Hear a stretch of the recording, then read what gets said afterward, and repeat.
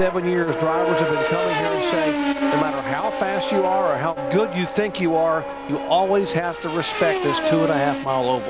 It's probably one of the most difficult ovals I ever driven. There is zero margin for error, especially in qualifying trim like we're watching Buddy Rice now, who just did a fantastic warm-up lap of 220.931, which I think is the fastest one so far.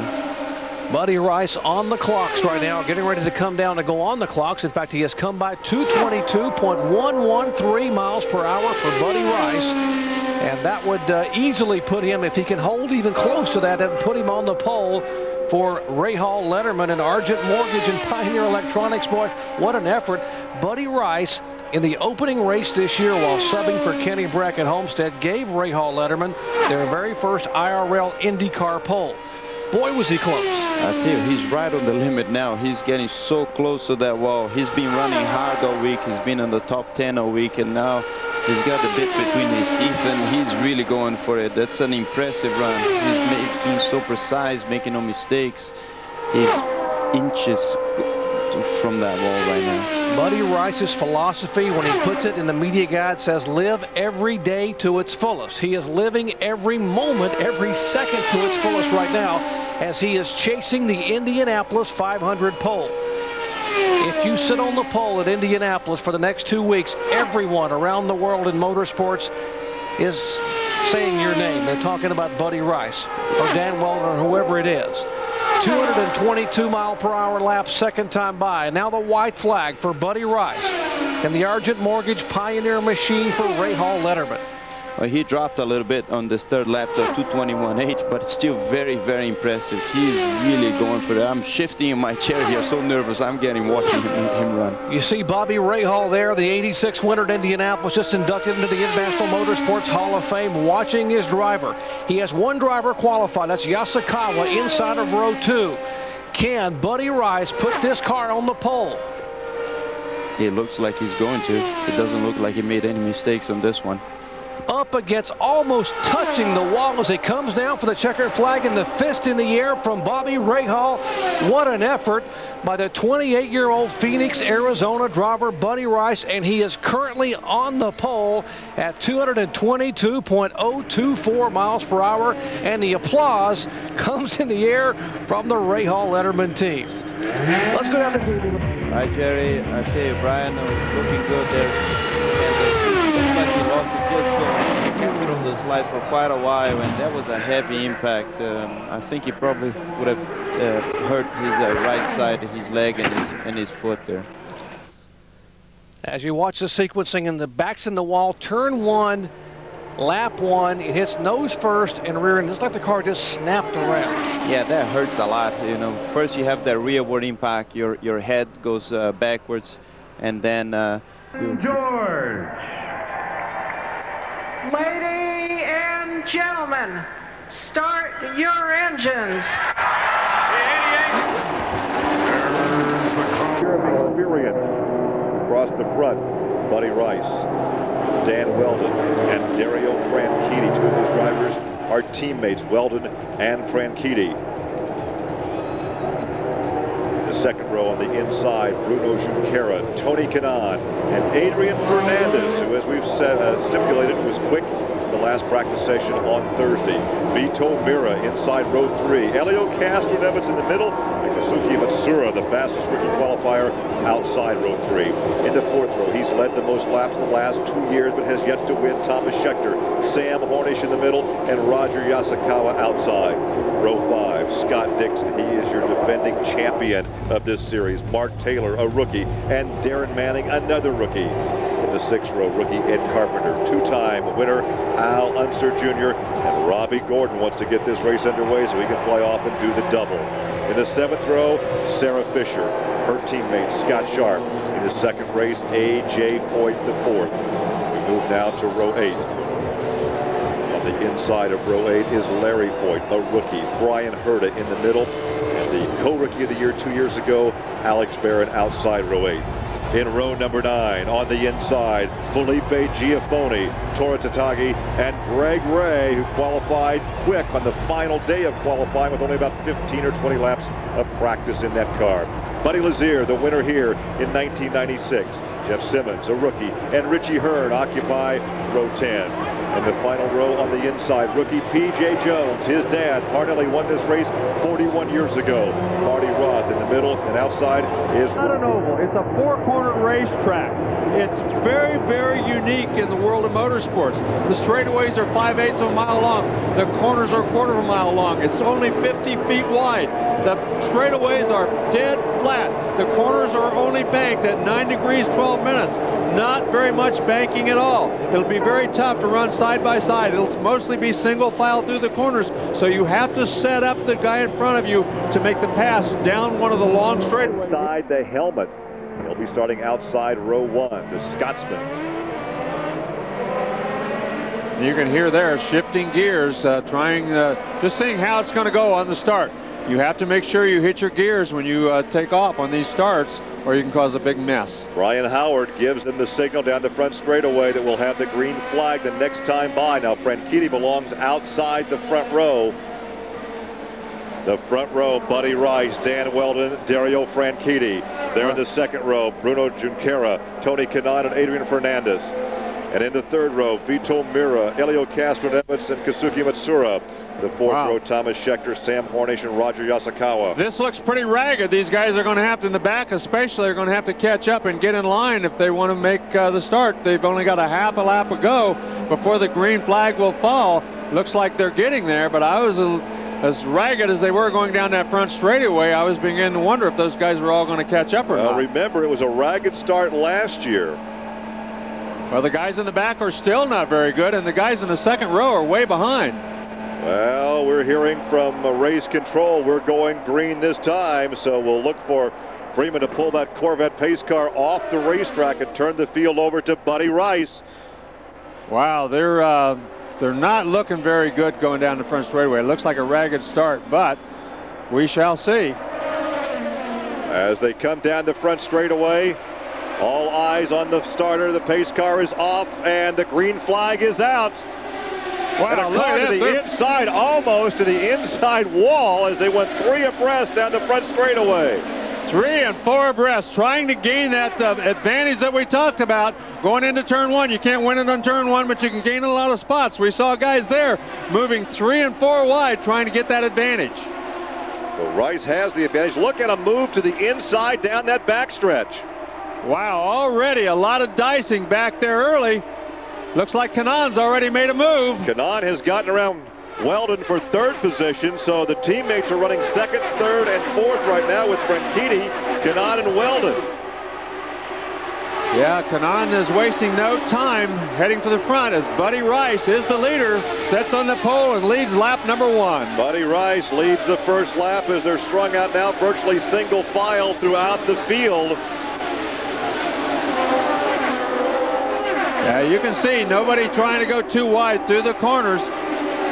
Elio Castroneves is already up 3 spots as he's moved up very quickly here early in the going. Well, Rice, Franchitti, Kanaan, Weldon, then Castroneves, Junqueira, Fernandez, Matsura, Vito Mira, and Gordon now is in 10th position. Wow, looks like Takagi down there on the inside. He got around 2 or 3 guys going down the back straightaway. Takagi in that maroon and white, number 12. He's on the tail right now of Giafoni in 24, and there's Point right behind him. Look at these guys running side by side into turn 1. Well, you don't want to do that very much. That's Point on the outside. He hangs on to the position.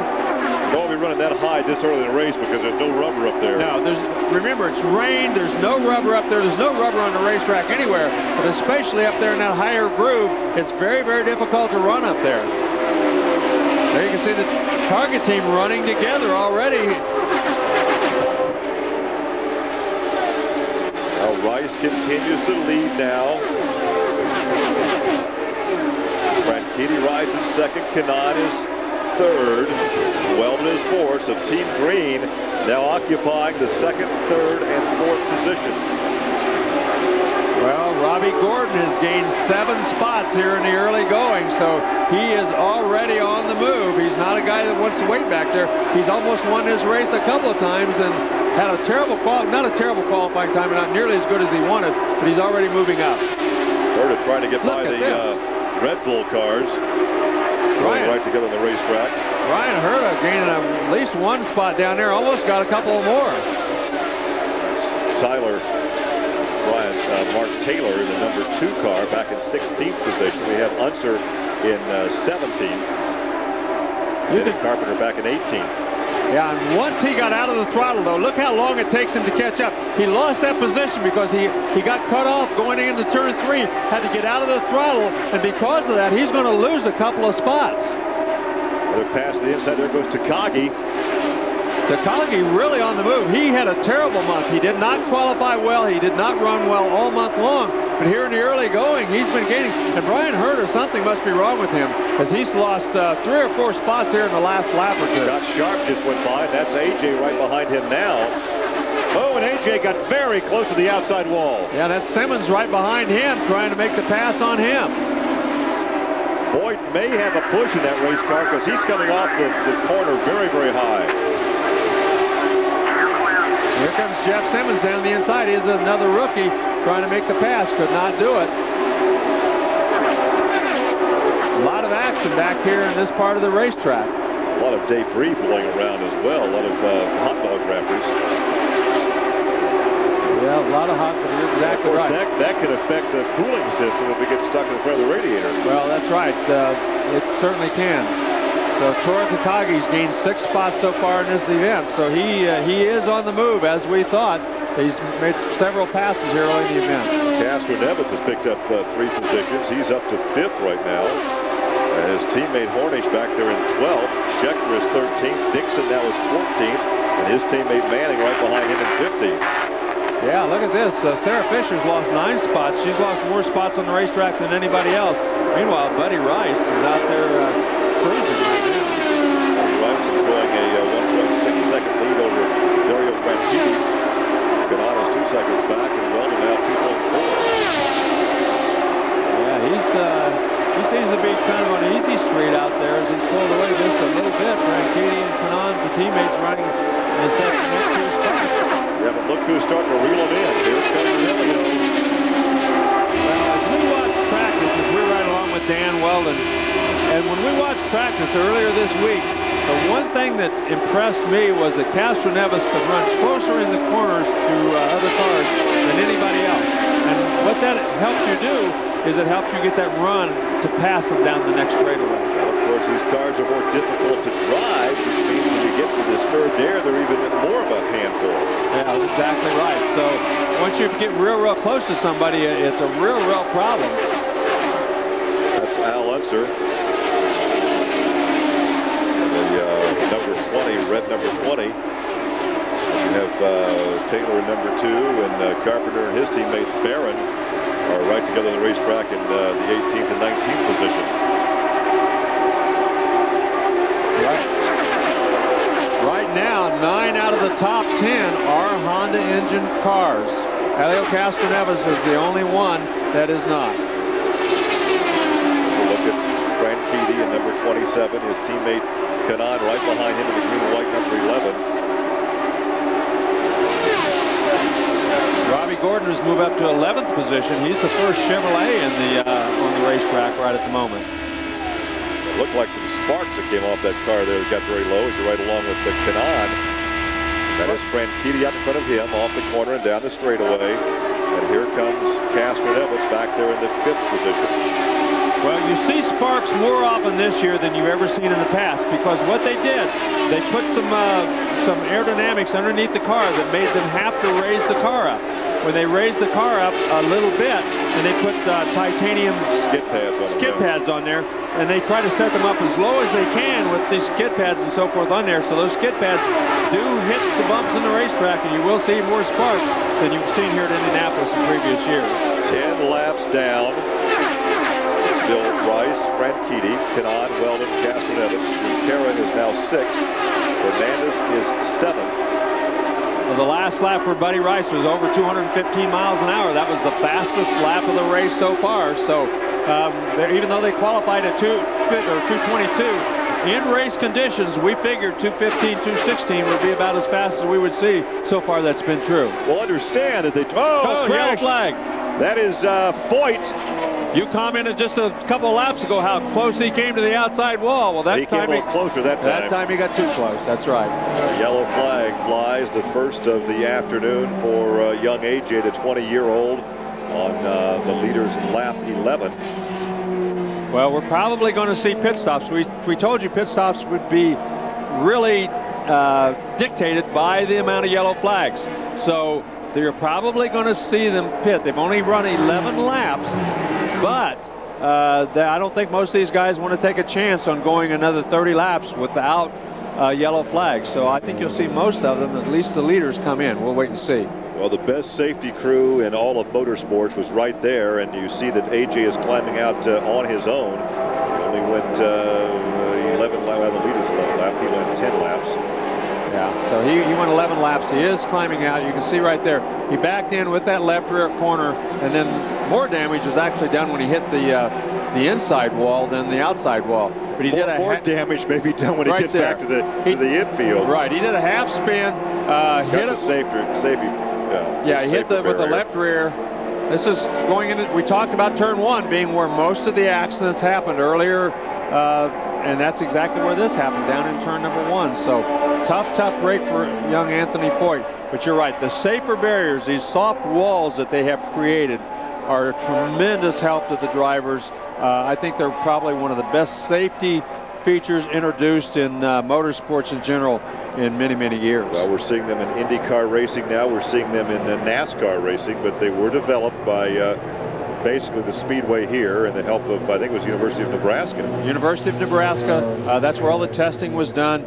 Tony George and the IRL, the Indianapolis Motor Speedway, put up all of the financing. They did all of the work on it. NASCAR came in later and helped them with some things, but about 99% of it was done by the Indianapolis Motor Speedway and their staff. And Brian Barnhart, who is very strict but very fair, is one of the guys that headed it. Remaining under yellow here as they have completed now 12 laps. It's still Rice, Franchitti, Kanaan, Weldon, Castro-Neves, Junqueira, Fernandez, Matsura, Mira, Yasukawa. Gordon has moved in 11th position now.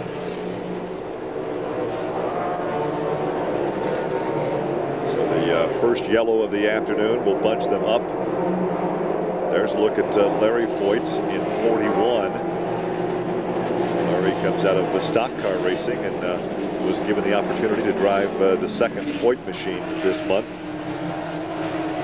Well, we just had a look at the radar during this yellow flag, and it does appear that there is some rain on the way.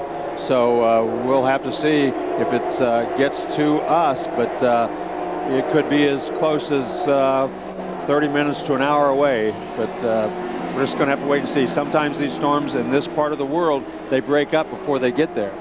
But, you know, you just can't tell. But there is more rain on the way, as we've been told, you know, to expect. Well, and under the yellow, it looks like we're going to have the pits are open. And so the first of what could be 6, 7, 8 pit stops. And who's going to stay out? And not only does this give them a chance to get fuel, but it will give them a chance to make some adjustments. Remember, this racetrack is very sensitive to temperature, to rain, to all sorts of things. So they're all going to come in and make some adjustments to their cars and perhaps make them faster when they go back on the racetrack. But I think you can see all of the front runners came in. Well, Barron stayed out for track position. So Barron and Herta both stayed out. Well, Carpenter came in. Barron will assume the lead. Wow. Rahall's team did not get out first. Dan Weldon is the first out of the pits. So what a terrific pit stop by Dan Weldon's pit crew. Well, you see the safety crew still up there working at the accident scene. The car has been removed, but there's still some debris up there on the track. So Barron will pick up some lap prize money for leading. Barron stayed out. Herta stayed out. So it'll be. That is a pit strategy being called by Eddie Cheever, who won this race back in 1998. Well, and as we've said, pit strategy is going to be a very important part of this race. This will turn out to be a very good move if they get another yellow by about in another 15 laps or so. If they do not, then it will turn out to be not such a good realistically, with the weather coming in, this was about the only move that they could really make with Barron to keep him out there. Greg Ray has the side pods off of his race car already. That's not a good sign. He's still in the pit area. So a guy who struggled all month just to get on the racetrack looks to be one of the guys that develops problems first. He started the engine, tried to get back on the racetrack, but then killed the engine. Well, he was counting on a good finish here to help financially, to help get him on through the rest of the season, on to the next race at Texas in 2 weeks. But we're under yellow here. 13 laps now complete. The Indianapolis 500 from Indiana. This is live on Sky Sports. Leading is Alex Barron from Brian Herter. They did not pit during the yellow caution period after AJ Foyt hit the wall on lap 11. Dan Weldon, though, leapfrogged the leader as it was Buddy Rice, the pole sitter, in pit lane to come out in third place. So Dan Weldon of Great Britain is very well placed indeed.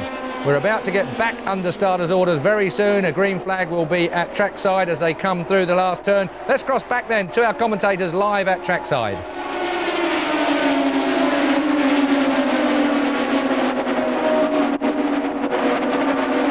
Green flag is out. Herta looks to the high side, and here comes Weldon as well, and Barron loses 2 positions on the restart. Yeah, Barron did not get a good restart at all. Look at this on the outside. Castor Nevis through turns 1 on the outside and through turn 2 on the outside. He went from back about 5th or 6th spot up to 3rd. Well, Herta becomes the 3rd leader this afternoon. We've had Rice, Barron, and Herta. And look at this, 3 wide, 4 wide down the backstretch. Wow. Sam Hornish almost went 4 wide on the inside of Buddy Rice and Tony Kanaan. Kanaan got the best of that little shake out there as he came out ahead of Buddy Rice, and Hornish had to get out of the throttle and fall back. Here he comes again, though. Hornish hard on the throttle. He said, Mr. Herta, you're not long for me. I'm going to go on around. That's Castor Nevis going into a 2nd position. Now, Weldon is your leader as they scramble for position after that pit stop. So Weldon is your leader.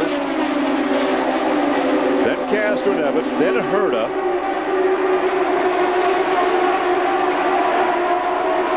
And look at him shaking out back there in the back still. That's P.J. Jones to the inside of one of the Red Bull cars. That's Vito Mira who just made a pass. So Vito Mira. That was 17. That was a 17 car. Vito Mira went around. So that's another pass. These guys have. It looks like some of them have figured out how to do the passing out there anyway. Yeah, for this early in the race with no rubber on the racetrack. There's and here comes Schechter. Schechter to the inside of Dixon. Wow, he just went right on around Dixon. Schechter in 10th, Dixon 11th. Mira is in the 12th position. That is Mira now on the screen right behind the number 1 of Dixon. Another one of the Ray Hall Letterman cars. So Vito Mira having a good run here early in the going. And Barron is all the way back to 13th position. So the roll of the dice didn't work out so well that time. No, it certainly didn't, because he's really, you know, he's just off the pace, and there's not much you can do when you're off the pace, and he's falling back very, very quickly. You're looking off the rear wing of your leader, Dan Weldon. Castor Nevis has been extremely looks so good, because he really has been able to go on the outside of cars where I didn't think you'd be able to pass here today. It was on a restart, but still doing that proves how well that thing is handling. And Weldon's doing a great job leading too, but we'll see how it shakes out. Sam Hornish back in 6th place right now. Well, Castor Nevis may have picked up something from his teammate, because Sam Hornish likes to run the high groove. Well, likes to make those outside passes. Once again, Greg Ray has now done 5 laps off the pace.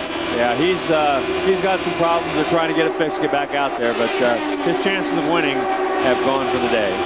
Looking back at Castro-Neves on lap 21. And look at Castro-Neves close in. They're going to gobble up the racetrack. Yeah, Castro-Neves, I think I mentioned how impressive he was during carburation day and how close he could run to cars. That's one of the big factors about passing people here, and right now he seems to be doing it better than anybody else. And his teammate Hornish has picked up 2 positions since that restart. Sam is up to 5th right now. We've already had 4 leaders in the first 21 laps. The caution is on the racetrack. Another caution flag. Being told something down in... Oh, moisture. Moisture on the racetrack. Well, that's not a good thing. We see some spots of rain there on the... Ooh, look at Scott Dixon's. Yeah. Light rain, they can stay on the racetrack, try to keep the cars running, and keep the race underway. If it gets to be very heavy, though, if the racetrack gets thoroughly wet, then they will have to red flag this race and start again. So we'll see. From the radar, it didn't appear that there was that much rain out there, but right now it is raining here on the racetrack. Well, we're under the second yellow of the afternoon. There is a weather system just to the southwest of Indianapolis. Now, if that is traveling due east, as we're looking at the radar right now, that could pass to the south of the Indianapolis Motor Speedway. Yeah, if we're lucky, it will go to the south, and right now it's very light rain. In these conditions, they can stay on the racetrack and keep going. If it gets much harder, though, they will see the red flag and we'll be down for a delay, and let's just hope that doesn't happen. Only 22 laps complete. They still have to get another 79 laps in for this to be a complete race. Riding there with Kanaan back in 3rd place. That's Castro-Neves right in front of him, and Weldon leads it. Yeah, I had a lot of the odds makers were all giving Castro-Neves and Hornish. They were the best odds if you're a betting man here on this race. Yeah, so there's Brian Howard holding the checkered flag. And the fans the red flag. The red flag. And this means if we do restart this race this afternoon, that Robbie Gordon will likely not be in the cockpit of number 7. It'll be Jacques Lazier. Yeah, he's that pretty much makes him history for this race. So a tough break for him, but with the rain like this, there's absolutely no opportunity to keep this race going. The wet racetrack, the slick tires, and there you see the fans.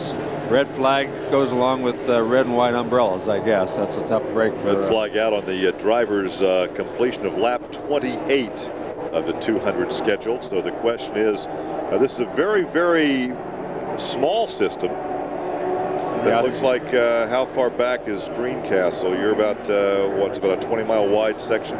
Yeah, it's not a very wide system, but it's going to last probably 15 or 20 minutes. But 15 or 20 minutes is going to mean 2.5 hours of I was going to say at least another hour and a half to 2 hour delay, and there's just no way around that. And that's very, very tough. But there's nothing you can do about it. The fans have been through this before; they'll persevere. But it's much harder on everybody when something like this happens, but obviously there's no controlling the weather. Well, very, very slowly they navigate off the corner and head back to the pit area, because it doesn't take much speed, and these guys would be spinning out with those treadless tires. Oh boy! We'll have to watch and see if. Well, just before that red came out, Castro-Neves was on the move. He was stalking Weldon. You look back at the pace car driven by Johnny Rutherford. Yeah, they're going to give them a couple laps to go around the racetrack to make sure the tires are warmed back up. They're going to, because of the fuel situation, they have to count the laps. You can hear them picking up speed as they come through the short straightaway and down for the green flag. Into turn 4, single file restart as they complete lap number 30 of the 200 scheduled laps. Tony Kanaan got a run. Is he going to look at this?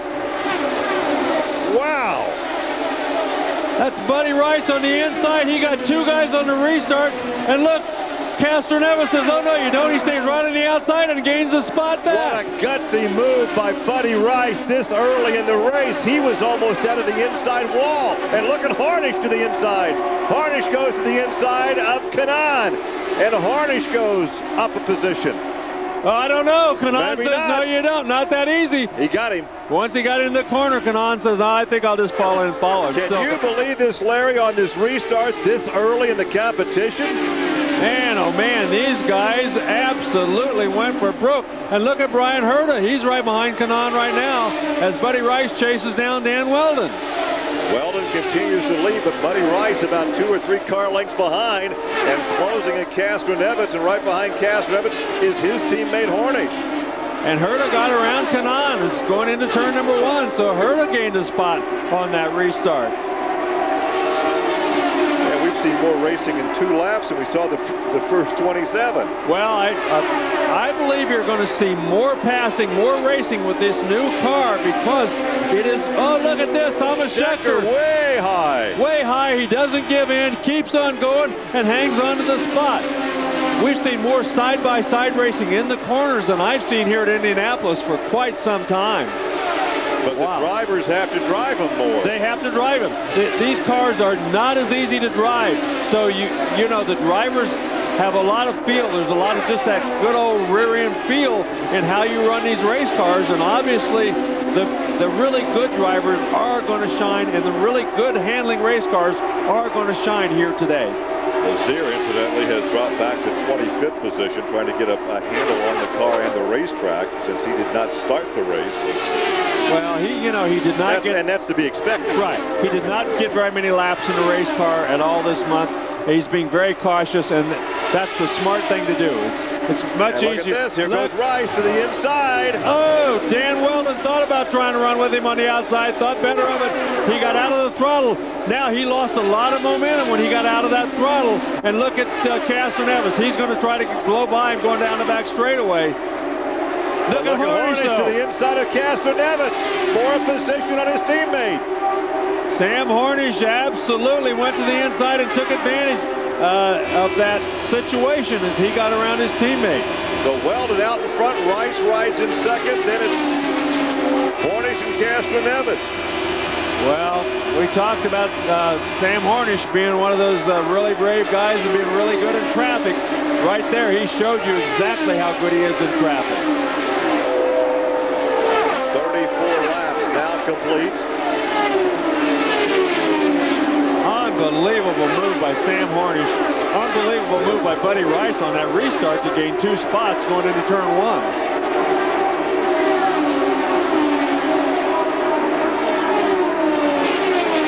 Lazier has dropped all the way back to 29th position. That was Anthony Joseph Floyd, who's back into the pit area, out of the way, heading for the pit lane once again. But right now, Buddy Rice in the lead and pulling away from Dan Weldon. Buddy Rice, a young man who was written off a year ago when Eddie Cheever let him go. All of a sudden, he's in the forefront here at the Indianapolis Motor Speedway. Kanaan, the fastest that last lap, over 216 miles an hour. And Kanaan's back in 6th position. Well, there's Kanaan right there, tucked in behind Herta. Well, he's using Herta as a little toe, so trying to catch him if he can get enough of a toe to try to get around him. Brian Herta, though, doing a great job in that car. His teammate, and this is the best he's really run all month long. Right along with Tony Kanaan down the front straightaway. There's the scoring pylon to the upper left. Now, Brian Herta started back in 23rd position. He is up to 5th. Well, he took advantage of that out-of-sequence pit stop to put himself up there in contention, and so far it's worked for him. You know, we have seen sparks fly off the back of sprint cars and midgets in our broadcast coverage, but it's real disconcerting at this speed to see sparks off these cars. Well, like I said, because of the configuration of the bottom of these cars, they had to raise the cars up, and when they did that, you know, they want to get them as low as they can to the ground to get the ground effects, as much suction as they can. but when they do that, now they do touch when there's a high spot on the racetrack or a bump, and that's why we see so many sparks. Watch this battle for 5th position. Hurta is 5th. You're riding with Kanaan back in 6th. Then it's Matsura. Schechter is up to 8th. Mira is 9th, and Franchitti now is back to 10th position.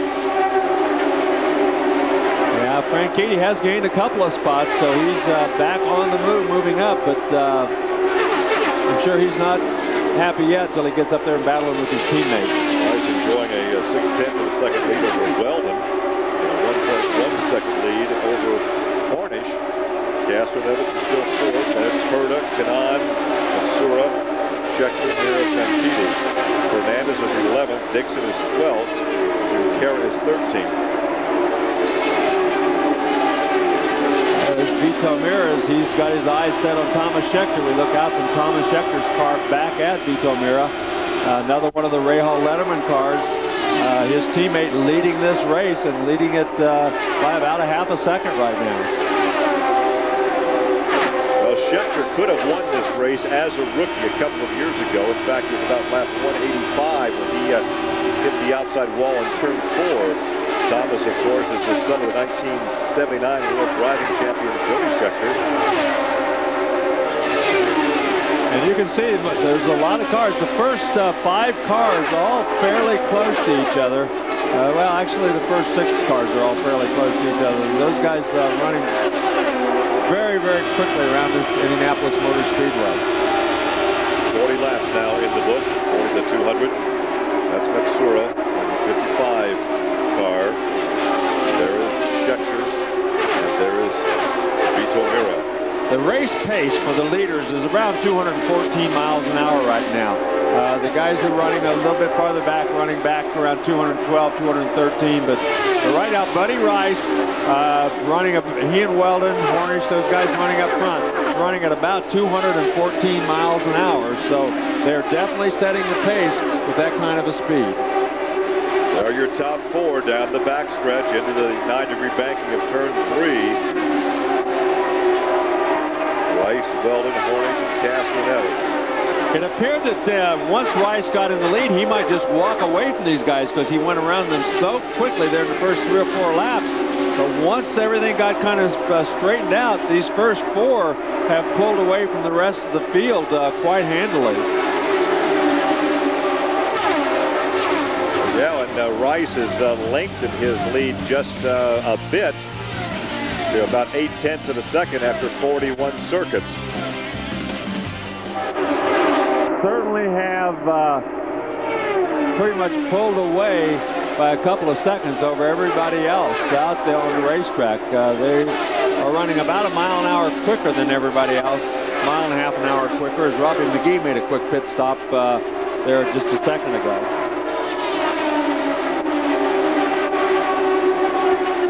Right now, still a half second between first and second, but it's a 1.3 second advantage back to Hornish. So 1.3 seconds separating first and third, and over 2 seconds between first and fourth.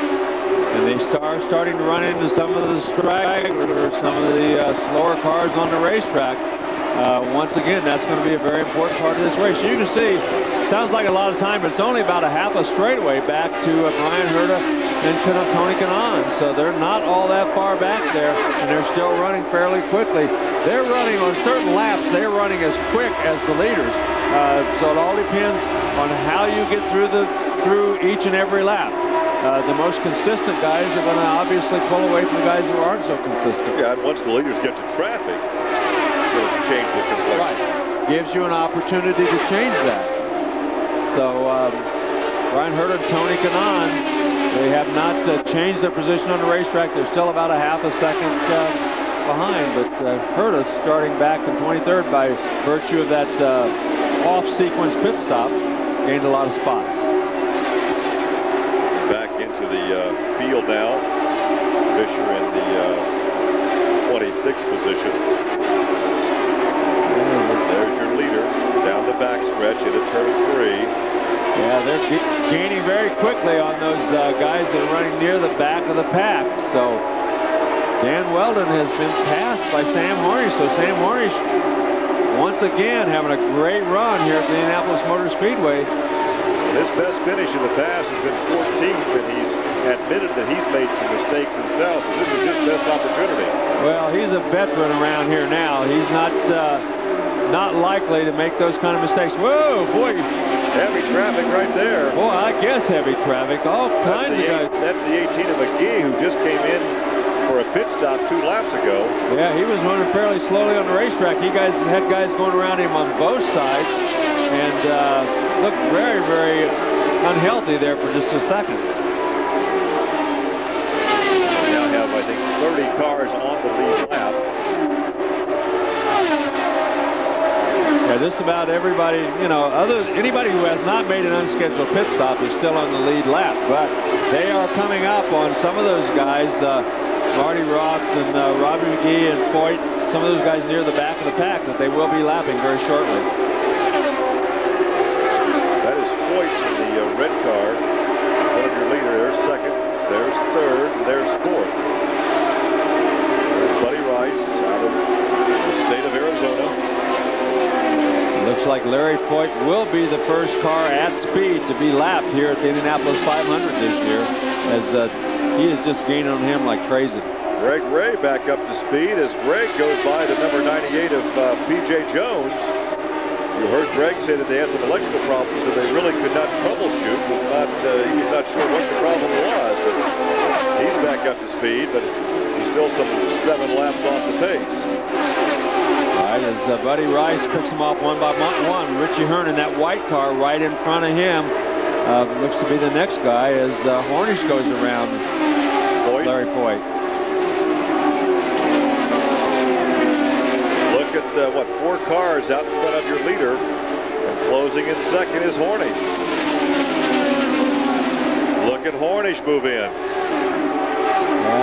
Well, look at this, in traffic. To the inside, here's Hornish. And he has him. As they went around Jacques Lazier and Robbie Gordon's car, Hornish got a great run off of there. Buddy Rice just hesitated for a moment when he caught up, and we've talked over and over again about how aggressive Sam Hornish is, how good he is in the traffic. I think the last guy I saw as good in traffic as Sam Hornish was probably Tom Sneva, and of course he's been retired for many, many years. Well, this is the 5th different leader. Rice, Barron, Herta, Weldon, and now Hornish. 5 different leaders this afternoon. Hornish coming up on Richie Hearn. He's going to put him a lap down in that white number 33 car. Sarah Fisher will be next in his sights. Well, that's one of the Penske backup cars that he just passed. Right. That car was leased through Sam Smith Motorsports for Richie Hearn. Now you're riding along with Sarah, looking out the back of Sarah Fisher's car at your leader as they work lap 52. And look at this, 3 abreast. P.J. Jones. P.J. on the high side. And so Jones, that was for position. Right, he stayed in front of Sarah Fisher, but Sam Hornish just blew them both away. Absolutely. Boy, he is on a string out there right now. 210 miles an hour the last lap.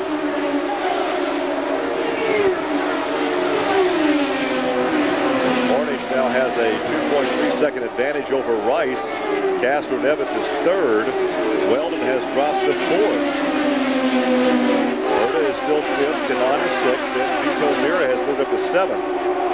Vito's having a good ride this afternoon. He's having a great run this afternoon. Look at Dan Weldon. He's got his eyes on Castro Nevis. And he goes right. And Castro Nevis knows he's back there. Spotter told him, you know, he's inside, and he just let him go. Oh, it's Castro. That's Herta. That's Herta. Herta just went by Castro Nevis. He's lost 2 positions on that lap. He must have got out of either he got out of the throttle or he's got big problems, because he lost a couple of positions very, very quickly. And that's not like Elio Castroneves. Looks like the Conseco car is on its way back to the pit area, or back to the garage area, actually. You look back to the number 26 car of Weldon. Weldon in 4th position. Looking back at Herta. Herta's having the best ride of all this afternoon. Did not qualify all that well. In fact, he started in 23rd position. Had a lot of trouble during the practice sessions. Had a couple of crashes. Qualified inside the backup car, but man, he's on the fly now. Yeah, Tony Kanaan, he's kind of feeling his oats too as he's moving back up towards the front of this pack. So there are a lot of great race cars, a lot of great race car drivers right up there kind of feeling their oats right now as Jacques Lazier kind of getting the feel of that race car, goes around P.J. Jones, and along with him comes Dan Weldon. There's Brian Herter. Up to 24th position after falling back to about... oh, P.J., don't get so high. Oh, man. He tried to get out of the way, pulled to the wide side, and when he did, oh, look at this. Infield grass. Vito Miro, you're right, almost in the grass as he goes around Kanaan. And all of that is a result of the lap cars, and Castroneves got passed by both of them. And now Castroneves gets passed again. There must be something wrong with number 3. That's Matt Suro went around him. So obviously Castroneves, we talked about how great that car was handling early. And look at this, he's lost 10 car lengths to him. And look at Matt Suro. No, that wasn't Matt Suro, I'm sorry. That was Kanaan. That was Kanaan. But Mira is up to 5th position. Tony Kanaan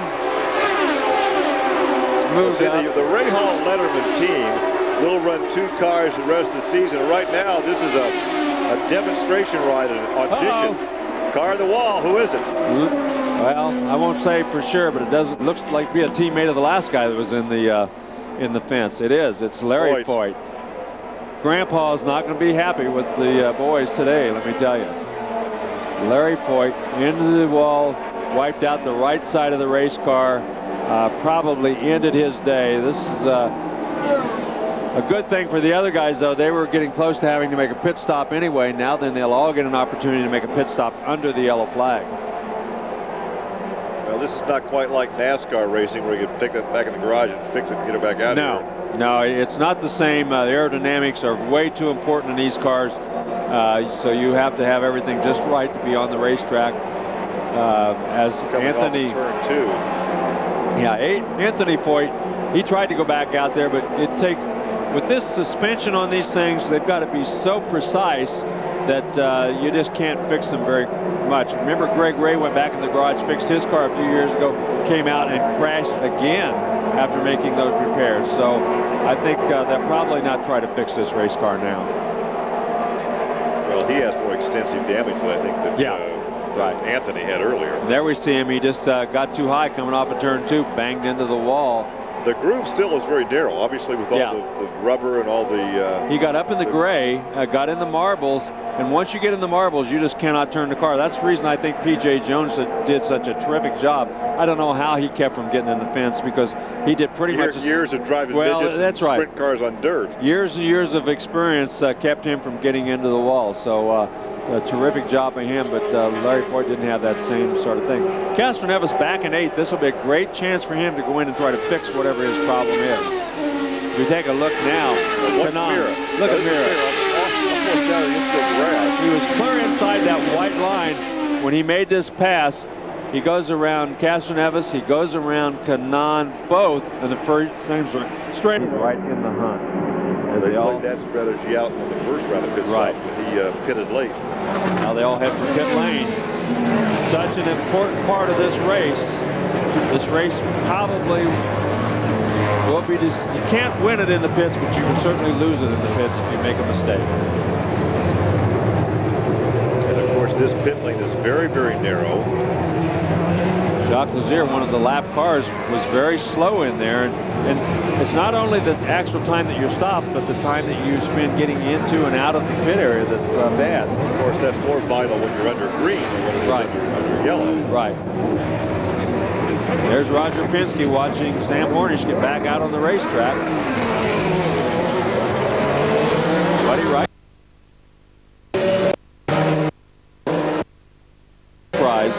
But he did win the pit stop competition. Oh, look at this!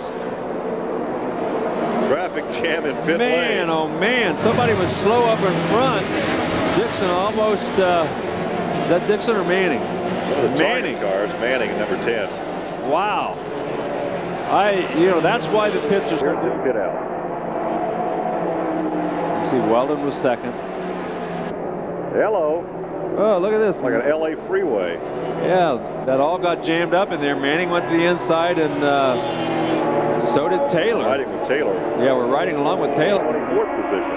Wow. Ride with Weldon. The green flag is out, and we are racing again as they complete lap 62.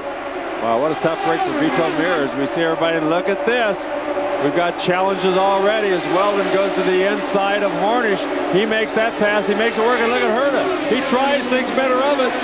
Hornish does not take that lightly, though. He stayed to the high side.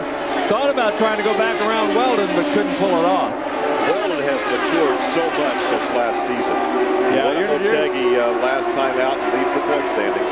Right. You're probably not going to see him make a kind of mistake he made last year. He may make a mistake, but it won't be one as foolish as the one that he made last year.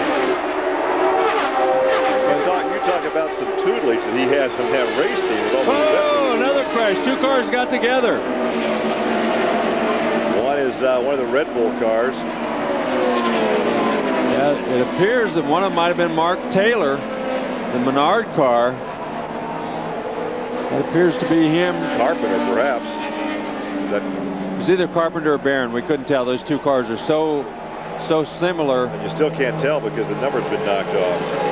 Those two cars, and there's Mark Taylor. There's Taylor. We know it's Taylor, but we're not sure which Achiever car it is. And they're saying it is Carpenter. Yeah. So a pair of rookies got together on lap 64 to bring out our 4th yellow of the afternoon. Well, that's a tough break. I know Mark Taylor and his father Mike had great hopes for today. They had a pretty good run going, but things. Congrats on the Infinity Pro Series, and of course, Carpenter is the stepson of Tony George, the president of the Indianapolis Motor Speedway. He came up through midgets sprints. He is okay, but the two simply got together, and their day is done. Yeah, tough break for those two guys. You know, it takes such a little mistake in this kind of racing to really have bad effects. As there you can see both of them. They touched somehow somewhere in the middle of that corner, and just once they touched, they took off towards the wall, and there was nothing either one of them could do. As we take a look from this camera, you can see right there, they both were doing a simultaneous spin where they got together. They both did the same thing. Looked like Taylor was on the outside. I'll see it from this angle here, Larry. Yeah, you can't really tell. They touched, one on the outside, one on the inside, but you can't really tell exactly what happened. Boy, and Carpenter came back across traffic. Let's watch it now. Okay, here with Taylor now. And there goes Carpenter. Oh, the two Red Bulls are right together. That was contact on the left rear. Yeah, Carpenter made contact with the left rear, or he came down on Carpenter and made contact with Carpenter. There was right contact, though, from one of the knees, and he's going to kind of collapse right here. And you see he's getting a little weak, a little woozy, and goes down. And that's probably exactly what we were talking about. Yeah, let's take a look. Left front to right rear. Yeah, Carpenter got to the inside. Well, I don't know. Carpenter was moving up the racetrack just a hair, but it looked like Taylor came down just a hair too. So I think this was a race and crash. Yeah. Race and crash. Race and crash. Happens with Weldon on this restart, if in fact he does have a problem with the gearbox. Makes the move to go around him from 3rd position. Herta will restart 4th, then Kanaan, Evans. Oh, wow. Look at that jam up back there in the back. He waited a lot longer that time. Everybody anticipated him getting on the throttle. And look at that, 3 and 4 cars wide back there, a little ways in the field. Oh, now then they're 5 cars wide. Oh, almost to the inside fence with somebody. Wow. You can't run 4 and 5 wide down this front straightaway. And they're running 2 abreast through turn number 1 back there deep in the field. Everybody very, very aggressive deep in the field.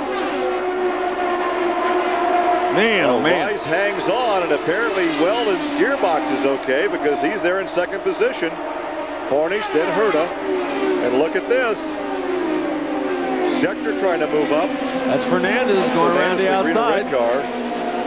So those guys back there, some of the lap cars, some of the cars that are just not running very well. Man, they're blowing. Look at Scott Sharp. They were almost 3 wide. Oh, man, oh man.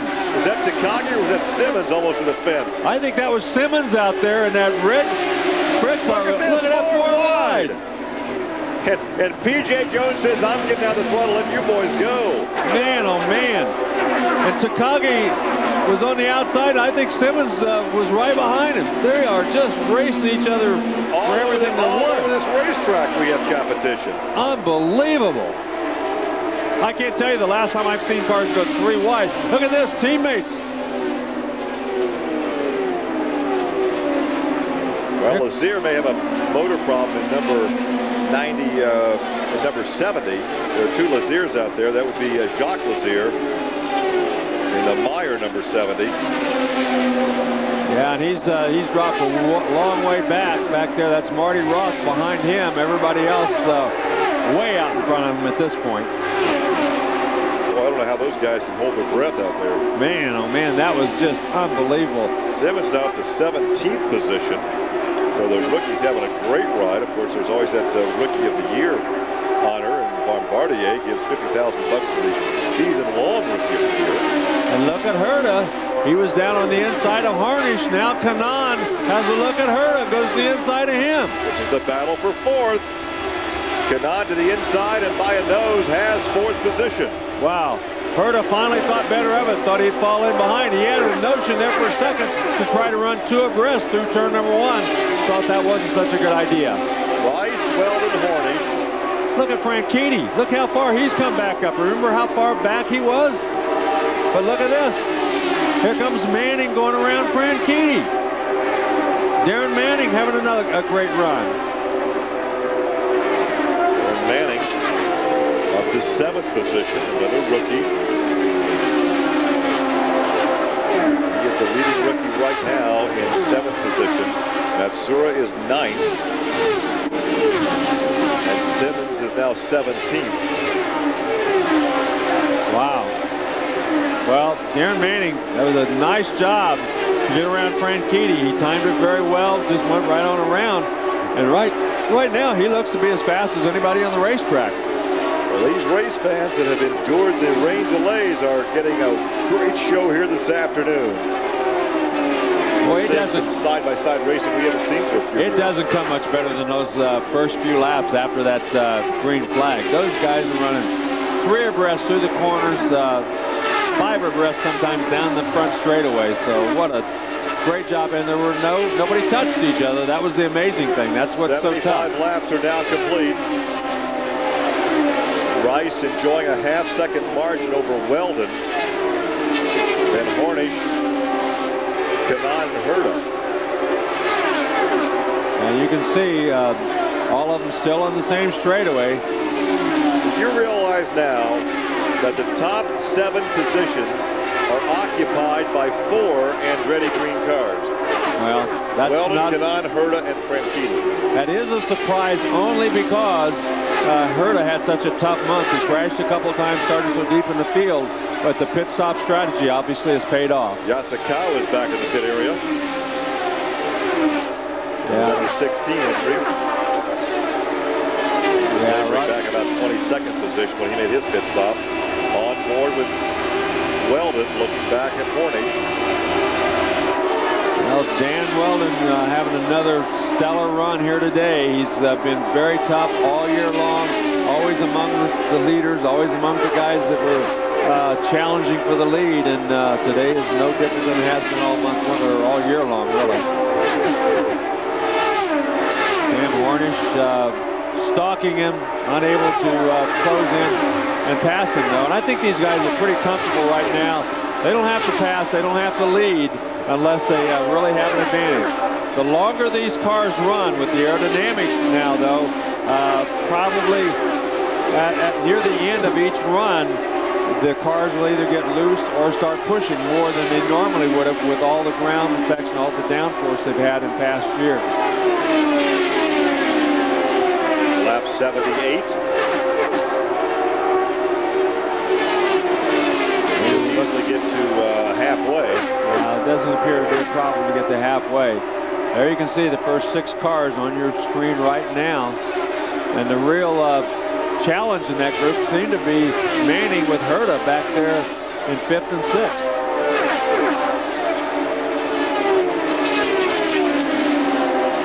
Lazier back to the pit area, number 70. Obviously, he does have some problems. Looked like a good car earlier, so something has gone away in that chassis or in the engine department. Cornish putting all his talents to work, trying to close in on Dan Weldon. So far, has not been able to do a very good job of it. He's still back behind him about the same, about 3 or 4 car lengths, and has been for the last several laps. But again, at this juncture, we know it can go past the halfway points. They may be content to ride the position they're in right now. Maybe content to ride and wait on the next pit stop. The next pit stop will come in another 10 laps or so. These guys right now pretty comfortable. If you're the first 4, the first 6, you're comfortable to be where you're at. You know that you can make some adjustments on the next pit stop to try to change the car's handling so you can pass or outrun the guys in front of you. But right now, Buddy Rice doing a terrific job. He's had a bad pit stop, fell way back, but is in every inch of this race, he seemed like the guy to beat so far. You have to wonder what Eddie Cheever might be thinking now, because he cut him loose and he could have had him in his stable. He didn't cut him loose, he fired him. And that's. Well, I was just being more politically correct. Yeah, you're right. To see this young man. The only reason Ray Hall picked him up is he had tested for Ray Hall. Ray Hall knew what he was getting when he hired Buddy Rice. He'd run a lot of laps for them. Nobody else out there really knew what he was like other than what they'd seen in Cheever's cars. So I think Ray Hall is very proud of his decision right now. It'll be interesting to see what Ray Hall's team looks like next year, if in fact he does bring Danica Patrick, and how many cars he will enter next year. Well, I would think a young lady like Danica Patrick, very articulate, very good race car driver, she might be able to generate some sponsorship for somebody like her. Riding along with Weldon. Looking back at Cornish. Now 81 laps complete. 19 laps to halfway. We'll have a pit stop before we get to halfway, I would think. Yeah, oh yeah, they'll have to stop somewhere before the halfway mark. I'm guessing around 88 laps we'll see our first green flag pit stop. So it'll be interesting to see. If they can draft and if they can conserve fuel, they might be able to go a little longer than 30 laps. But I don't think they're going to be able to go. It takes 2.5 miles per gallon to run 30 laps, and they're going to be stretching it to go much farther than that, I think.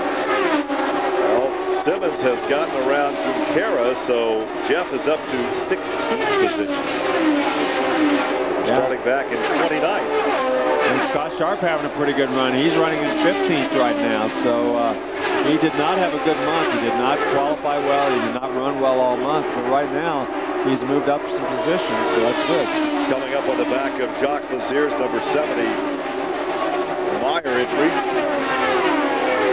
So let's see how cleanly Buddy Rice can get by Jacques Lazier and see what Weldon might be able to do here with traffic. A lot of what happens depends on when you catch the slower car. If you catch him going into the corner and you have to get out of the throttle, it kills your momentum. And but you can't let off and try to catch him where you would like, because that also kills your momentum and gives the guy behind you a chance to go around. So a lot of it's just luck as to where you catch that guy and how you get around him. Well, there's heavy traffic about to become a factor here before this next pit stop. Weldon right there on the rear of Buddy, and here comes Hornish. They're stacked up behind Jacques Lazier. Yeah, you see there's 2 other cars out in front of Lazier. Yeah, they caught Jacques Lazier. Buddy Rice has slowed down just slightly, and Those guys are catching him right now. See right there. Now he had to get out of the throttle going in that corner. That might give an opportunity to those guys behind him to get an advantage on him. Looks like it's probably McGee and Roth that they're coming up on. We've got 3 cars in front of slow car on the racetrack. That's the 91 of the former winner, Buddy Lazier. Yeah, it appears he's got some sort of problem that must be pretty bad because he slowed down right in the groove, going very slow as he heads for the pit area.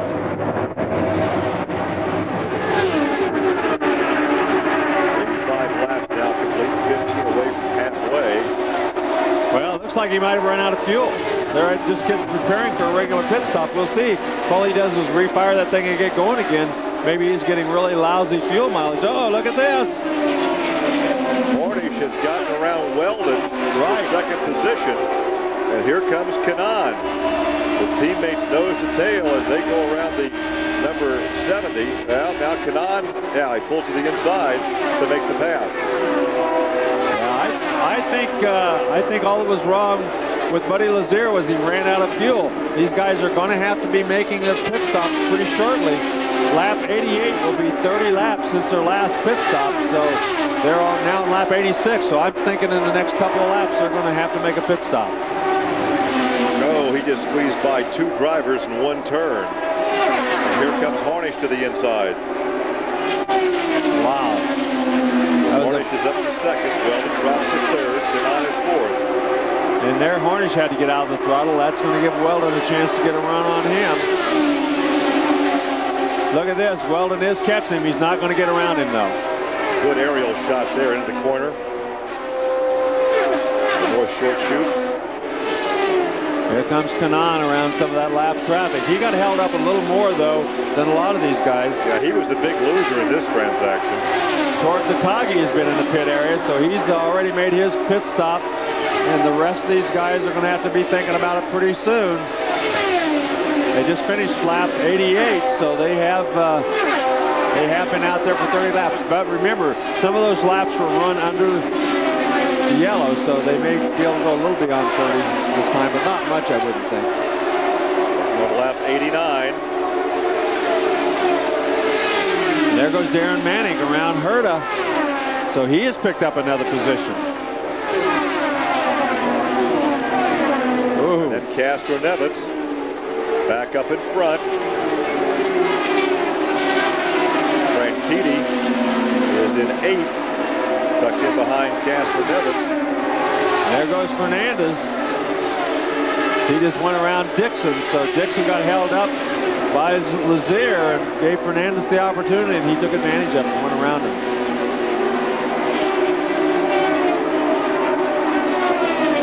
Pit stop for fuel cost Buddy Lazier dearly. Wow, those guys. 22nd position. That's Franchitti. Look at this. Fernandez gets 2 of them in 1 swoop. As Franchitti was holding up Matsura, Fernandez just went around both of them as they were dicing with each other. He goes to 8th position. And that was his teammate he went by. Yeah. He just absolutely took no prisoners, just went to the inside and blew both of them away.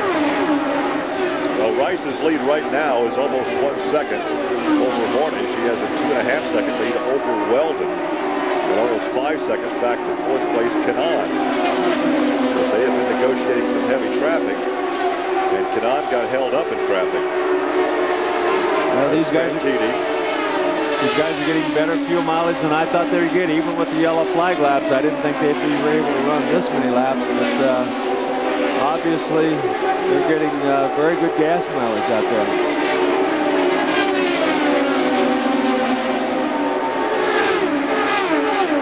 92 laps complete. There is the move over flag for a host of cars down this front straightaway. There goes Dixon. He's trying to make up some ground. He has not been running as well as we thought he might this year, as he just went around Franchitti, but he's not run nearly as quick as we thought he would run. Franchitti's falling back. He's got some sort of a problem. He's back to 11th, and Scheckter is closing in 12th position. we're ready. As you said earlier, this could be our first green flag pit stop. Unless something happens pretty quick, it will be, as Harnish has really caught Buddy Rice the last couple of laps. He's right behind him. So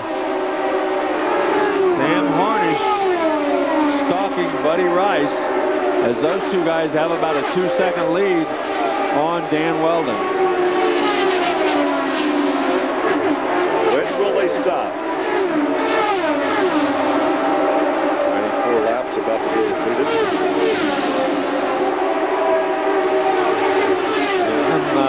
I'm shocked they haven't stopped before now. They've gone way beyond what I thought the pit window would be.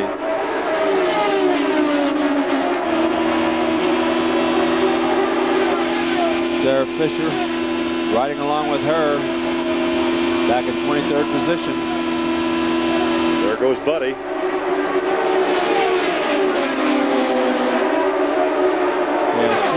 She's just not happy with the way that car is handling it all. She had wiggled a little bit coming out of that corner, actually.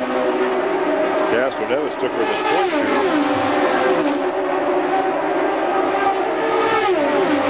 Weldon now has dropped back almost 3 seconds behind your leader. Yeah, I think he's not happy with the handling. He probably makes some handling adjustments as he comes in. Here comes Weldon's in the pit area. Dan Weldon into the pit. The first green flag pit stop for one of our leaders. Here comes Canaan, so Michael Andretti bringing 2 of his drivers in on this lap. There's Canaan in the Big Gulf 7-Eleven car. And the yellow flag is out. The yellow flag is out. Oh, wow. What a P.J. Jones. The 5th yellow of the afternoon. Lap 95. And so now 2 of the Andretti cars were in the pits. Well, they will probably be in the front of the pack, because it's going to be a break for everybody else. But because they didn't complete their whole stops under the yellow, they got back out on the same lap. When these guys duck into the pit area, they'll go to the front of the line. So what looked to be a bad break, or could have been a bad break, turned out to be an okay break for those guys.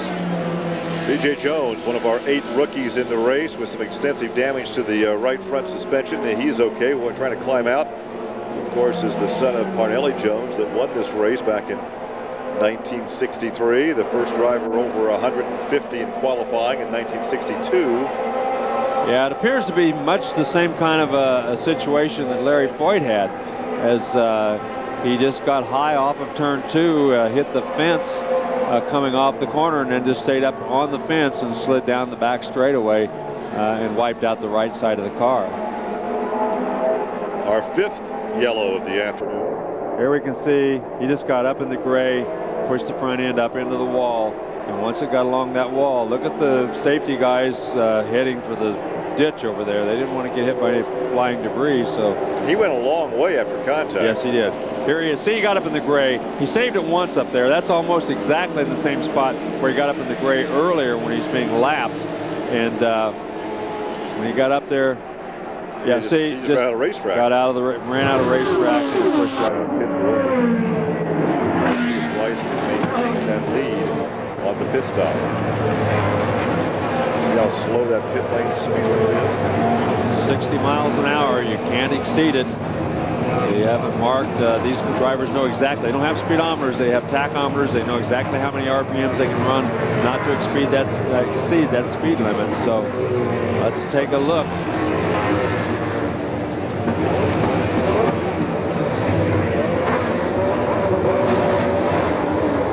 Oh, Harnish. Wow. He killed it. Rice killed the. And so did Darren Manning. Manning killed the engine in his car too, so 2 out of the top 5, and 2 of the cars we happen to be watching, killed the engines, and it cost them big time in track position. Harnish should have the lead on the restart. Let's see who did not go out. Somebody stay out on the racetrack. Number 4, the green flag is waving. Off the corner, Weldon brings him down for the restart. Steve Canaan right behind him. Well, Dan, oh, look at this, to the inside. Tony Kanaan took advantage of the situation. Brian Herta moves into third as he went around Castroneves. So positions 1, 2, and 3 all now belonging to Team Green. And our 6th different leader, Kanaan, leads for the first time this afternoon. And look at Herta. He got a little bit of a run, thought better of it. Look at Thomas Schechter. Schechter gets very high, though, on the racetrack. Castroneves falls back to 4th. Team Andretti Green here looking very, very strong. Now Castroneves looks to the inside of Herta again as they enter turn 1. And he went around him. Yeah, he did. He made the pass. After that very poor restart, he did make the pass, and looks like he's recovered from his problem. Scott Dixon up to 6th, so he too had a great restart, and he too in the contention for the very first time. And Mira now is back to 13th position, where he had some problems early that we never figured out what they were. He dropped all the way back to the back of the lead pack on the lead lap, and now he's back to 13th. My guess would be it was some sort of a penalty for a pit violation or something, because he fell back too quickly. And here comes Rice. Oh, we got a crash going into the pit lane. In the pit entrance. In the Two pit cars. Entrance. Looks like McGee and Hornish. Is it Hornish involved? 3 cars involved. Oh my gosh, there's 3 cars involved. Hornish is one of them. No, it looks like Greg Ray. Greg Ray is one. Manning is the other one. Manning and Hornish are the other 2, I believe. What a terrible, terrible break for Sam. What did we just say? We said you never want to go to the back of the pack because too many things can happen back there. And just as we thought, something bad did happen back there, and Sam Hornish was right in the middle of it. A 3-car crash at the entrance to the pit area. Where's Hornish's car down there? It's on farther down the racetrack. He came farther down the racetrack than the other 2 cars. And he's parked against the inside guardrail. There's some heavy damage to his car. He's walking away. He walks away, and I'm sure he's not a very happy guy. He is snake bit at this place. He has had some terrible, terrible luck. Well, let's watch again. This is at the pit entrance. Look at the very bottom of your screen. It's probably going to come in from the very bottom of the screen. Oh, 2 cars got in front of Sam Hornish. That was just bad luck. He had absolutely no place to go. Yeah, Manning and Greg Ray got together. It's a good thing that yeah, look at everybody scattering down there. For position, but yeah, Greg Ray and Manning got together right in front of Hornish, and now they're coming right at you. Absolutely nothing that Sam Hornish could do. Look at the guys that are over the wall, jumping back across the wall, and you. Man, oh man, what a tough break for Sam Hornish. And again, that's exactly like that happened. Just tough break. It looked like Greg Ray just came up into Darren Manning. Greg Ray just looked like he pushed the front end up. And just, Manning goes around. Goes to the high side, and Greg moves up on him. Yeah, he just went around him on the outside, and Greg just pushed the front end right into his left rear. It's a good thing that extra padding was there on that pit wall, because Manning would have been in big trouble. Yeah. More out of luck because he couldn't avoid the accident. The debris. This is one of those accidents that really everybody really does hate. It's a situation where live cars running down pit lane. You can see pit crew and debris running over the wall there. And we know that some pit crew were struck by debris. Let's take another look at this. As they come towards our camera on pit wall, you won't see many cameras like that anywhere in the world that collect the action, and that is a horrendous racing accident at Indianapolis. Well, with me for the last, I don't know how many hours, I've lost count, but Paul Cherry and Christopher Tate really talk me through this one, Paul. I mean, Greg Ray, just what was he doing? Well, the problem here, I think, is Greg did not run very much during the whole month. He had a dispute with Honda and Ilmor over the supply of his engines, which raged on well past pole day. He didn't take part in pole day at all and did no practice until the last qualifying. Therefore, he hasn't done a lot of laps round there and set his car up. Do you think it looked like that, though? It looked to me like we had some very close racing and a set of circumstances that maybe one or two couldn't have avoided. You can see the pit crew there getting back over the wall at the moment. Sure, I wouldn't dispute what you're saying, but the point is that his race car was not handling as well as it could have done, hence why he had no option, but he came into Darren. You know, Darren was doing a fantastic job. Really? He was up to third, unfortunately lost it in the pit stop, but he obviously had a fast car, and I'm afraid Greg was just making up the numbers. Dragging along pit wall, and there's a leg just out there. You can just see the wheel spits up in the air and catches one of the spotters, one of the pit crew's legs. Yellow period. Depending on the weather, this could be your last green. And look at Weldon. Did he get enough of a shot? Did he get a big run on him? Well, Kanaan tried to block him. He went to the inside. Didn't make any difference. Dan Weldon flew on by him, and he takes the lead. That could have been the pass for the win. Who knows? Dan Weldon just got a tremendous restart. Just pulled away from Kanaan. Castroneves couldn't take advantage of it, and neither could Herta, but Dan Weldon got a tremendous restart. That may be the most important restart of his young career. Wow.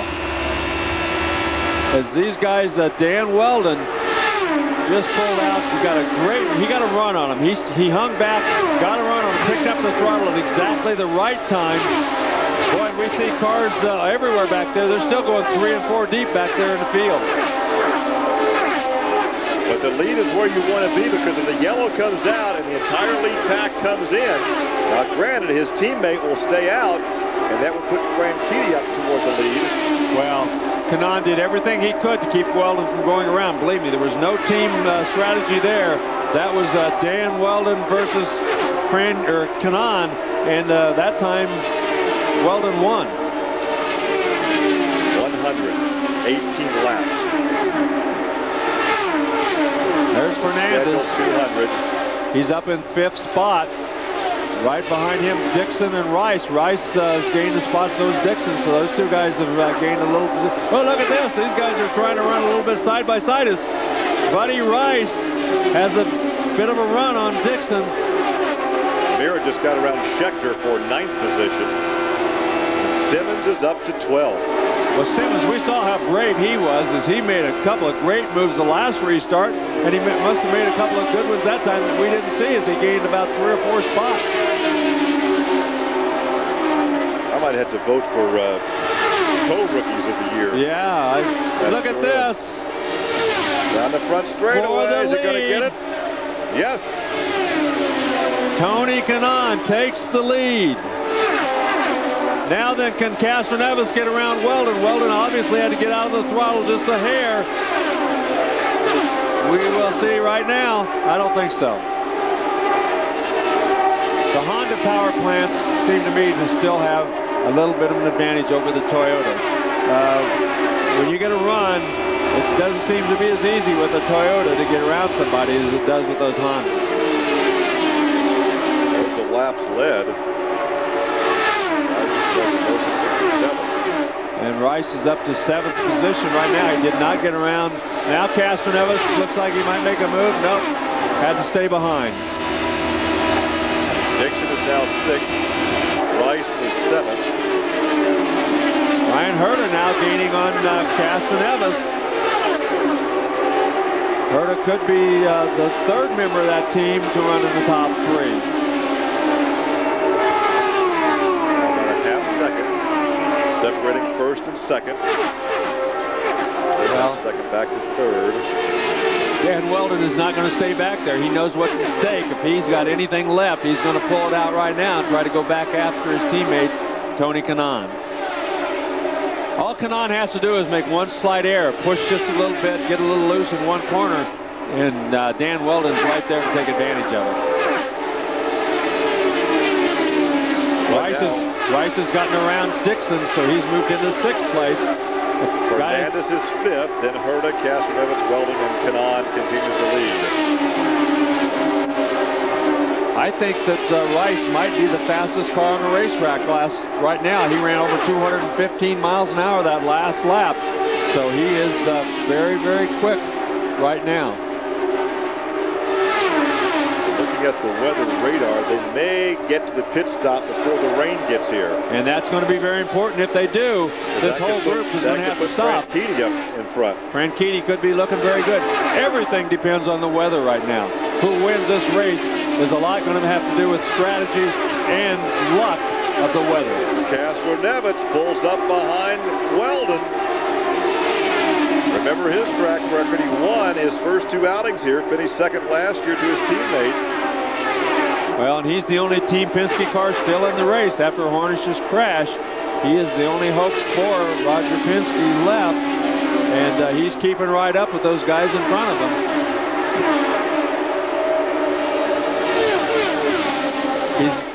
He's the only Toyota-powered car in the top 6. 124 laps now complete. As you call it, the dash for cash, because if I were a betting man, I would say this race will not go to conclusion at 200 laps. Well, I think you're probably right. I don't think it'll get clear to the end, but the big question is, how long will it go? And you can't take the chance. You've got to try to lead every lap just in case, because anything can happen, especially with the weather forecast and the weather radar that we're seeing. Anything can happen. It could pop up in a very, very short time.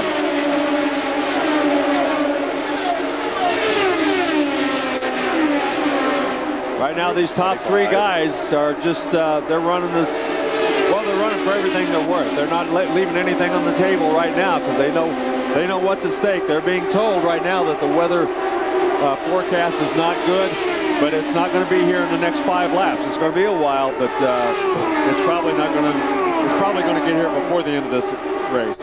But not before this next round of pit stops. No, I think they will make it to the next round of pit stops. The top 3, though, have pulled a little bit of an advantage over the next 3, but not much. Now, Hurt is 1.3 seconds behind Kanaan. We've got the top. The top 9 are 3 seconds separating first through 9th. Rico Mira is now 9th. Yeah, Thomas Schechter's in 10th. He's a ways behind, but the top 9 are all on the same straightaway, all still in contention to win this race. There you can see all those first 9, how close they are. Few car length separation between each one of them.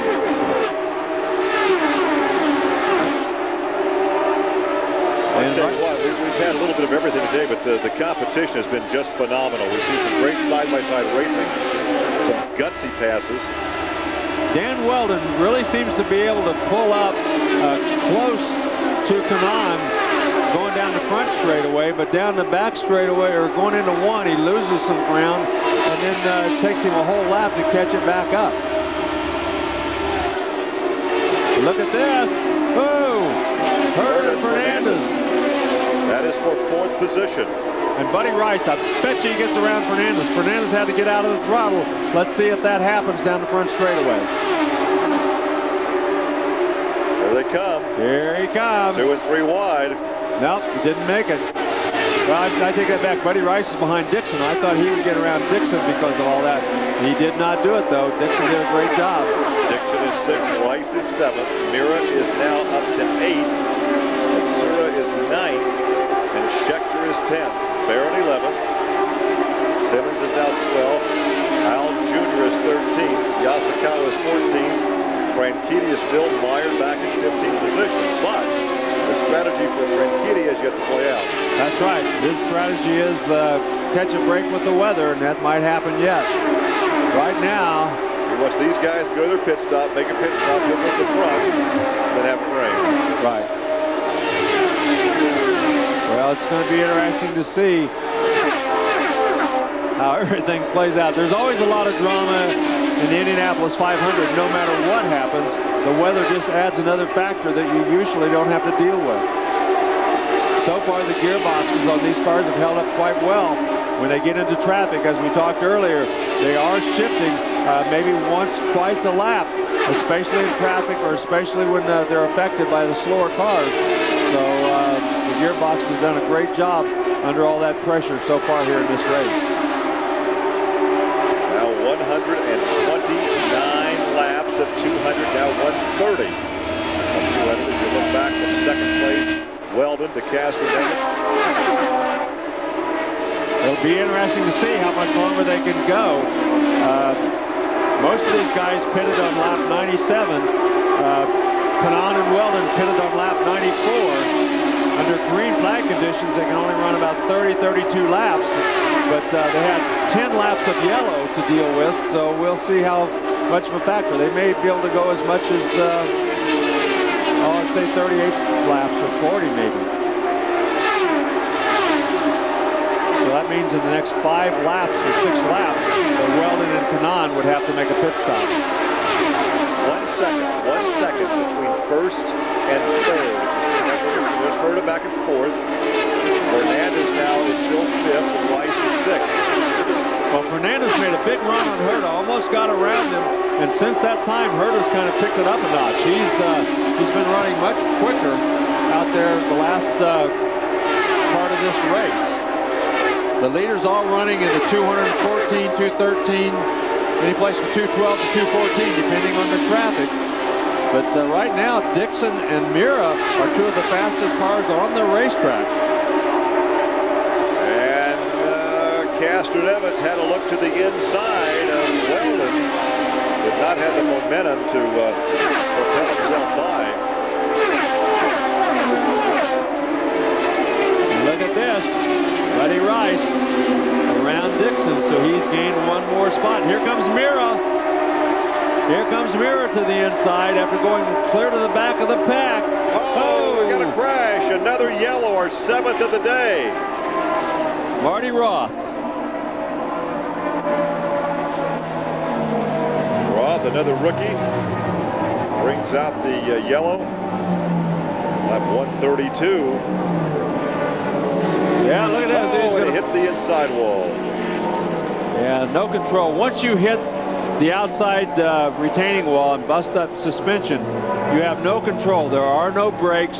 You cannot stop the car. So, you know, he had absolutely no control over that car as it went down and tagged that inside wall. So, tough break for him. But look at this. What happened?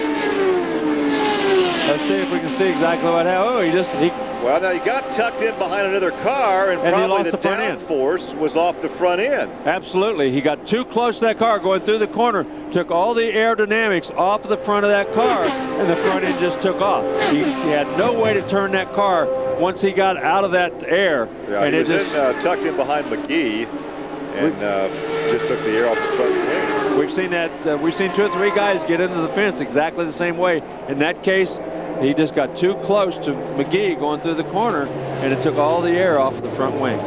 Well, our 7th yellow of the afternoon, and boy, oh boy, oh boy, they're gonna keep messing around. This thing's gonna get halted by rain again. Well, the big question now is everybody's going to make pit stops as soon as the pit's open. This is a huge break for Kanaan and Weldon. They were going to have. Carroll will have the top position. There's Weldon, Kanaan, Herta, Rice, Dixon, Fernandez as they work down the backstretch and pick up the throttle.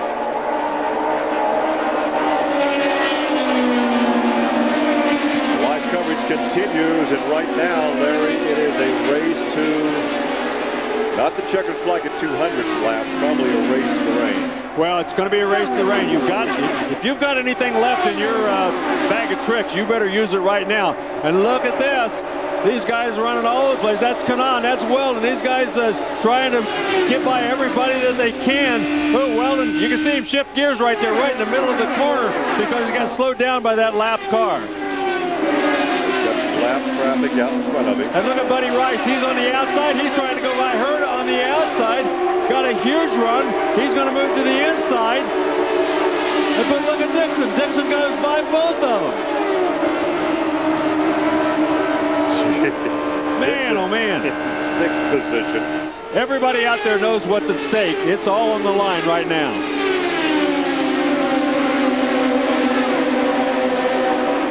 Hope is that big thunderstorm passes to the south of us but I think we're going to end up on the fringe of it anyway.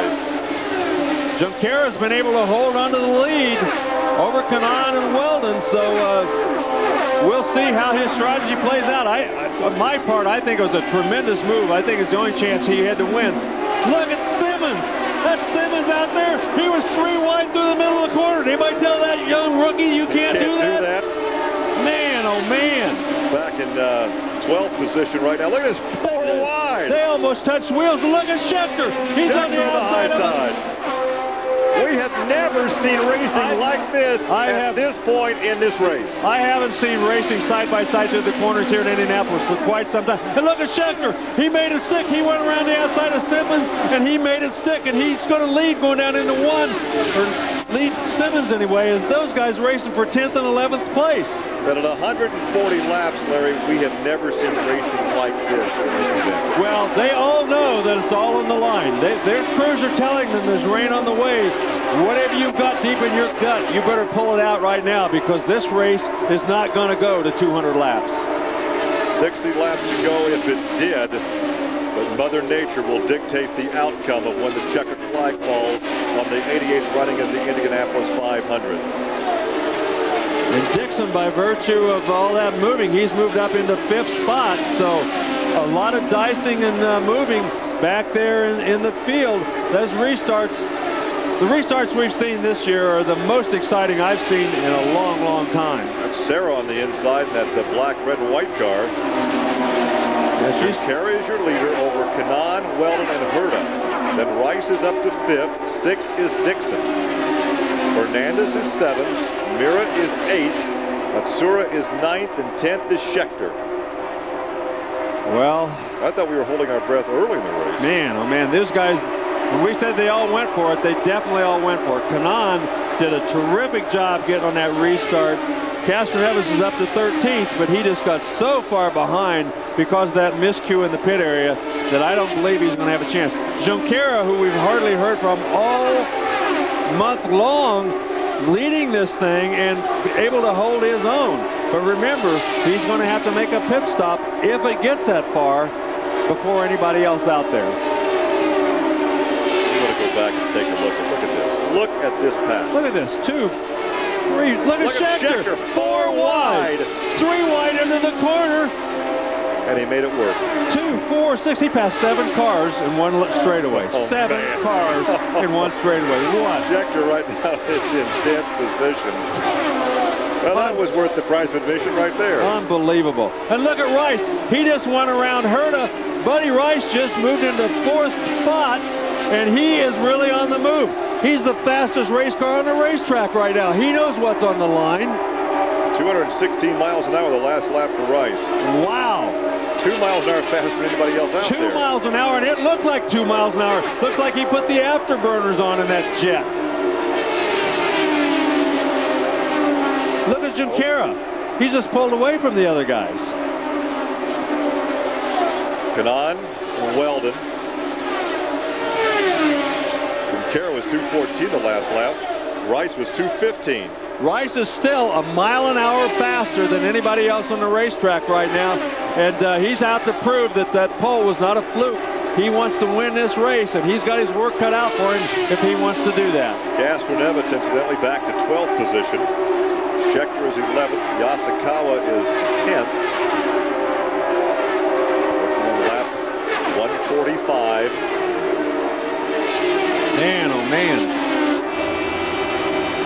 Back off the Jim Beam car of Weldon.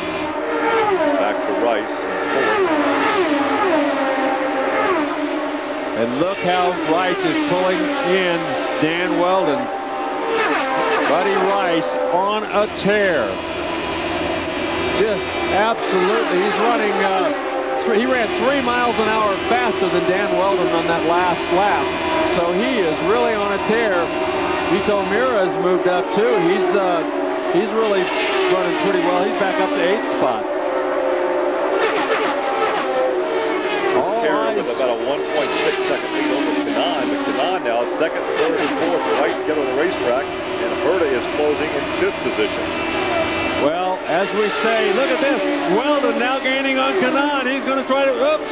Didn't have the momentum. Boy, he was close, though. Well, this gives Rice a chance to go around him because he had to get out of the throttle. And what did I say? There he goes. He had to climb out of the throttle. The minute he got out of that throttle, Buddy Rice is sitting there saying, thank you very much. That's exactly what I needed. And here comes Herta. Team Rahal, I bet you everybody up in that area is having a jumping up and down right now. Dave Letterman's chewing on his cigar right now. Oh, man. Buddy Rice putting on the show of the day here since this last restart, as he has just been on the hammer and mowing them down one by one. Well, he's about to get Kanaan, but then he's going to be about 2.5 seconds behind the leader with time running out. Wow. He has really been, I don't know what kind of changes they made or if he just started standing up in the seat, but whatever reason, boy, since that last pit stop, he has been the man.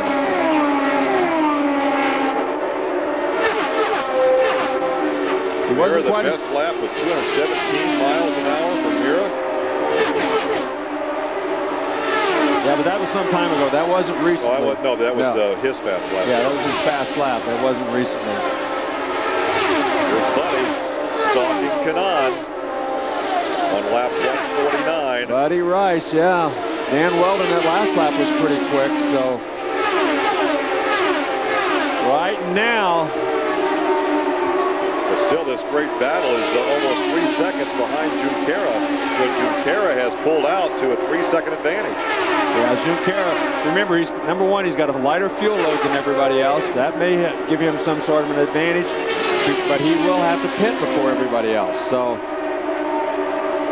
he's probably going to pit somewhere in the next 7 or 8 laps. So we'll see what happens. We're going to make it at least that far before any rain gets here. So the race is going to be between Kanaan, Rice, and Weldon. Well, it appears if they make it that far, maybe Junqueira is going to stretch that fuel. Maybe he can make it to lap 160. I don't know, but I'd be very surprised if he does.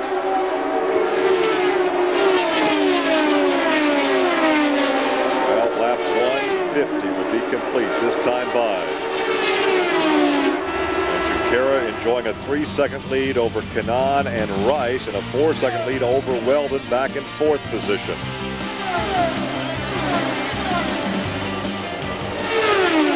So if we didn't have the threat of rain, this would be a heck of a shootout, but the rain may change everything.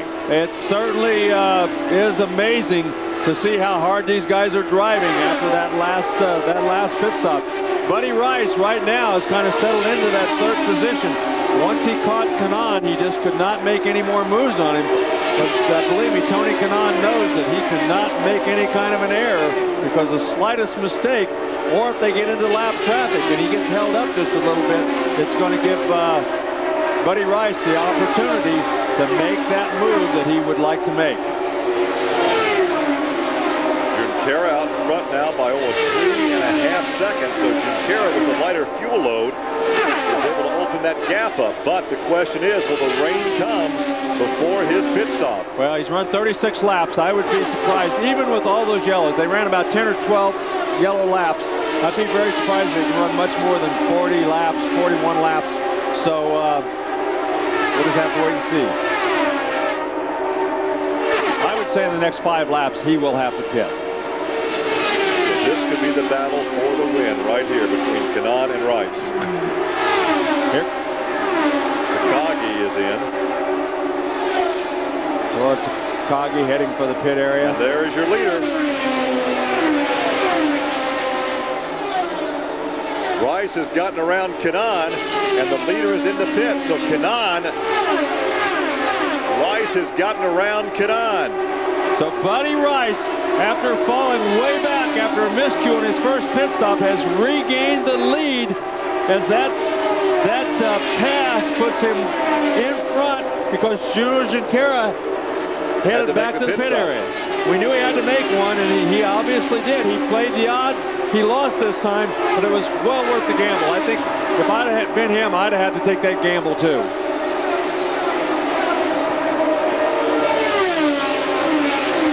set the stage now. Rice has the lead. Junqueira has made the pit stop. Relinquished the lead to first it was Kanaan, then Rice went by for the lead. Kanaan is now second, then Weldon, Herta, and Dixon. Dixon is up to fifth. Fernandez is sixth. Mira is seventh. Castro Neves has clawed his way back to 10th. Well, he's certainly on the way. Now look at Kanaan. Kanaan's coming back. He's trying to make that move to get back up there, but boy, it's going to be difficult. Buddy Rice really has been on a tear, but look at Kanaan. He's gained a lot here in the last, just the last lap or two. Right now, 0.3 of a second between first and second. 1 second separating first and third. 1.8 between first and fourth. Yeah, there's your leader, and there is Kanaan. There's the gap between first and second. Well, the first 4 cars seem to be the cars that are going to run this thing to the shootout to the end. As those 4 cars have a pretty good lead on everybody else. Any of those 4 cars, though, still have a chance to win this race. And lap 155. Their last pit stop was on lap 133, so they can still run another 12, 13 laps before they have to make a pit stop. But then that changes the complexion again. That's right. Junqueira will probably be back in the lead at that point. Right now, Rice is the fastest car on the racetrack, though. Well, Junqueira is back in 19th position, with Franchitti was in 16th. Well, the rain is going to be very important. These guys all playing the odds here. Junqueira, if everything goes green and these guys all have to make a pit stop, he could find himself back up near the front. I still have to question if they actually had to bring Franchitti in as early as they did. Well, yeah, but he would have had to pit by now, so who knows? The real question right now is, can Buddy Rice hang on as Tony Kanaan, he makes a move, he gets close, then he falls back. Every lap is a little different. These cars are so skitterish. They move around so much on the racetrack that it makes a huge difference how good a lap you have. If you don't have a good lap, you can give that guy behind you an opportunity to gain 3 or 4 car lengths in just 1 lap. Junqueira is about to get lapped by the leader.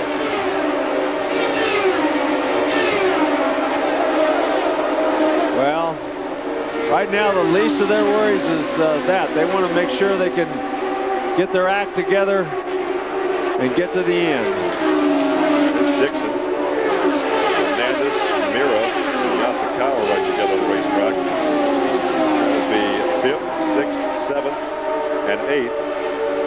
Ventura is now 9th. Castro Neves 10th, and look at Simmons up to 11th.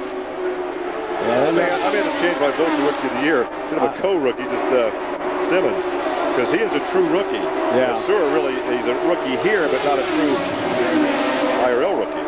Well, this is going to be interesting. Rice had to get out of the throttle just a little bit through that last corner. Can Kanaan get a run on him and get by him down this next straightaway? We'll see. I don't think he's close enough. Don't think so. He's not going to get it done. That's Hearn out in front of him right now. Oh, but this is, let's see. Now he has to get out of the throttle again. This is Tony Kanaan. This is his chance. He had to get out of the throttle. This is Tony Kanaan's chance. He's going to have a huge run on him down this front straightaway. He should get him here going into turn 1. No, it doesn't look like. Oh, Schechter in early for his pit stop. Yes, it is. Tough break for him. He must have He might burn the tires off that car running so high. He must have trouble. Now then, Kanaan. Oh, Kanaan!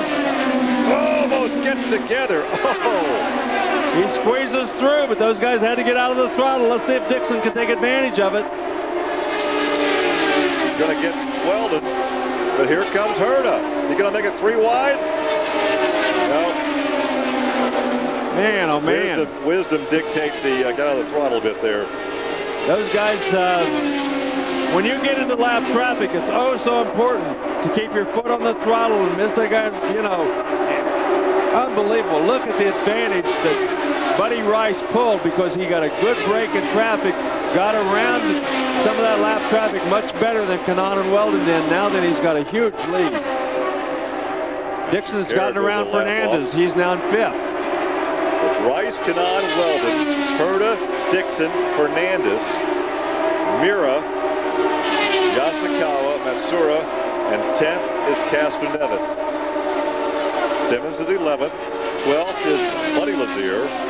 13th is Sharp. Then Barron, Giafone, Franchitti is 16th. 17th is Unser.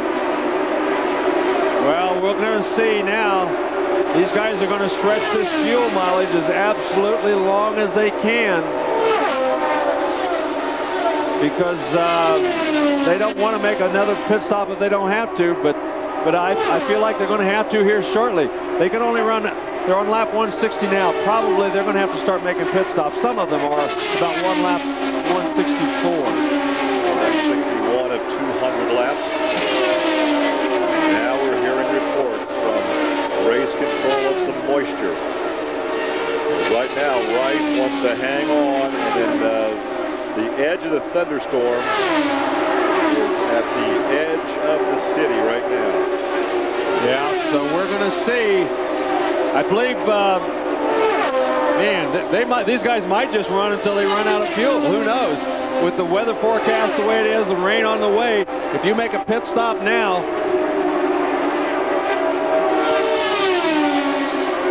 you're going to be in trouble. So Buddy Rice, even though he's in control, is coming up on a pit stop here in the next 5-6 laps. I don't know. He's got a nice lead right now, over a 2-second lead over Tony Kanaan. Rice, almost 3 seconds now over Kanaan. Man, look at him. Is back 3.7 seconds, and Herta is back almost 6 seconds. Everybody looking at the sky, they do not want to make a pit stop. They do not want to have to pull in and make a pit stop because the rain is so close. But I'm not sure they can make it a whole lot farther. Pulls alongside, passes Sarah. Fisher back in the 22nd position. Rice has the nice 3-second lead right now over Kanaan. Yeah, and all these guys are going to have to start making pit stops very shortly. So the guy with the best fuel mileage might end up winning this race. Who knows? Junqueira would have a chance of being, winning this race if everybody in front of him makes a pit stop. But man, oh man, look at this. They're calling rain in turn 4. They're calling rain in turn 4. That's curious because the rain is coming from what would be the other end of the racetrack. It's coming from what would be turns 1 and 2. The green flag is still out. Look at Buddy Rice. He came within inches of that wall coming off of turn 4. He's still hard on the gas even though he's got a 2.5-second lead. The former baseball catcher from Arizona. And look at this. Tony Kanaan had to make a pit stop. Didn't want to. Was out of fuel. Had to head for the pits. How much longer can Buddy Rice stay out there? If you run out on the racetrack, it's worse than making the pit stop. Unless, of course, it starts a downpour. Unbelievable. Unbelievable what 1 or 2 laps difference is going to make in this race. Holding Kanaan, getting as much fuel as possible. Now that puts Weldon to 2nd. Herta is 3rd. Now you would think if Kanaan had to make a pit stop, his teammates may well have to make a pit stop at the same time. Yeah, or he's thinking that when they all pull in, he'll be at the front of the pack. You know, it's all strategy at this point. He's about to go a lap down. Yeah, he'll be a lap down. But if everybody else, if the yellow flag comes out and, well, I don't know. Too many things. Here he comes. Weldon has to come in. That puts Herta in 2nd. Dixon up to 3rd. Fernandez now 4th. And Mira is all the way back to 5th. Man, oh man. This could put Junqueira right in the driver's seat to win this race if all these guys have to make it in. Now we're hearing that Lazier may be out of fuel. Well, and who is this coasting? Yeah, this is Lazier here coasting. the 1996 winner. Tried to stretch it a little too far. We'll see if he can coast all the way into the pit area, though. As fuel is going to be a huge problem. Buddy Rice is going to have to stop very shortly, I would think, along with Herta and Dixon and the rest of those guys. They've been out there an awful long time on this fuel. Well, Herta now there he goes. Buddy Rice heading for the pit. Couldn't stay out any longer. Couldn't hold his breath any longer.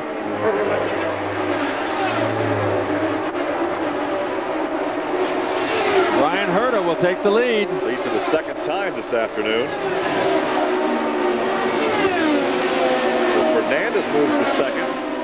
Vito Mira is up to third, Larry. Matsura is fourth. Then Castroneves has made his way back to fifth. But Dixon is now in. Herta, these guys are all going to have to stop. Almost all of these guys pitted on the same lap. So Herta may be able to go 1 or 2 laps longer because he might have ducked in and got fuel. I don't remember. But still, he's going to have to stop in the next couple of laps. I just don't see how they can stay out there much longer. That will give the lead to Fernandez, which would make our 9th different leader this afternoon. Fernandez and Mira. Wow, they are stretching it to every bit of fuel that they got in that tank. They're praying for rain right now. I don't know whether they're going to get it, though. Now, what we don't need is somebody running out of fuel and bringing out a yellow. Well, that's exactly right. We do not want to see a yellow for anybody's sake. Now, let's just make his pit stop. There is Mira, number 17. Herta, Fernandez, these guys are all trying to stretch it to the end. Everybody down through Castroneves, the first 5 are all going to have to stop pretty shortly. There comes your leader. Yep, here comes Mira right behind him. Fernandez stayed out.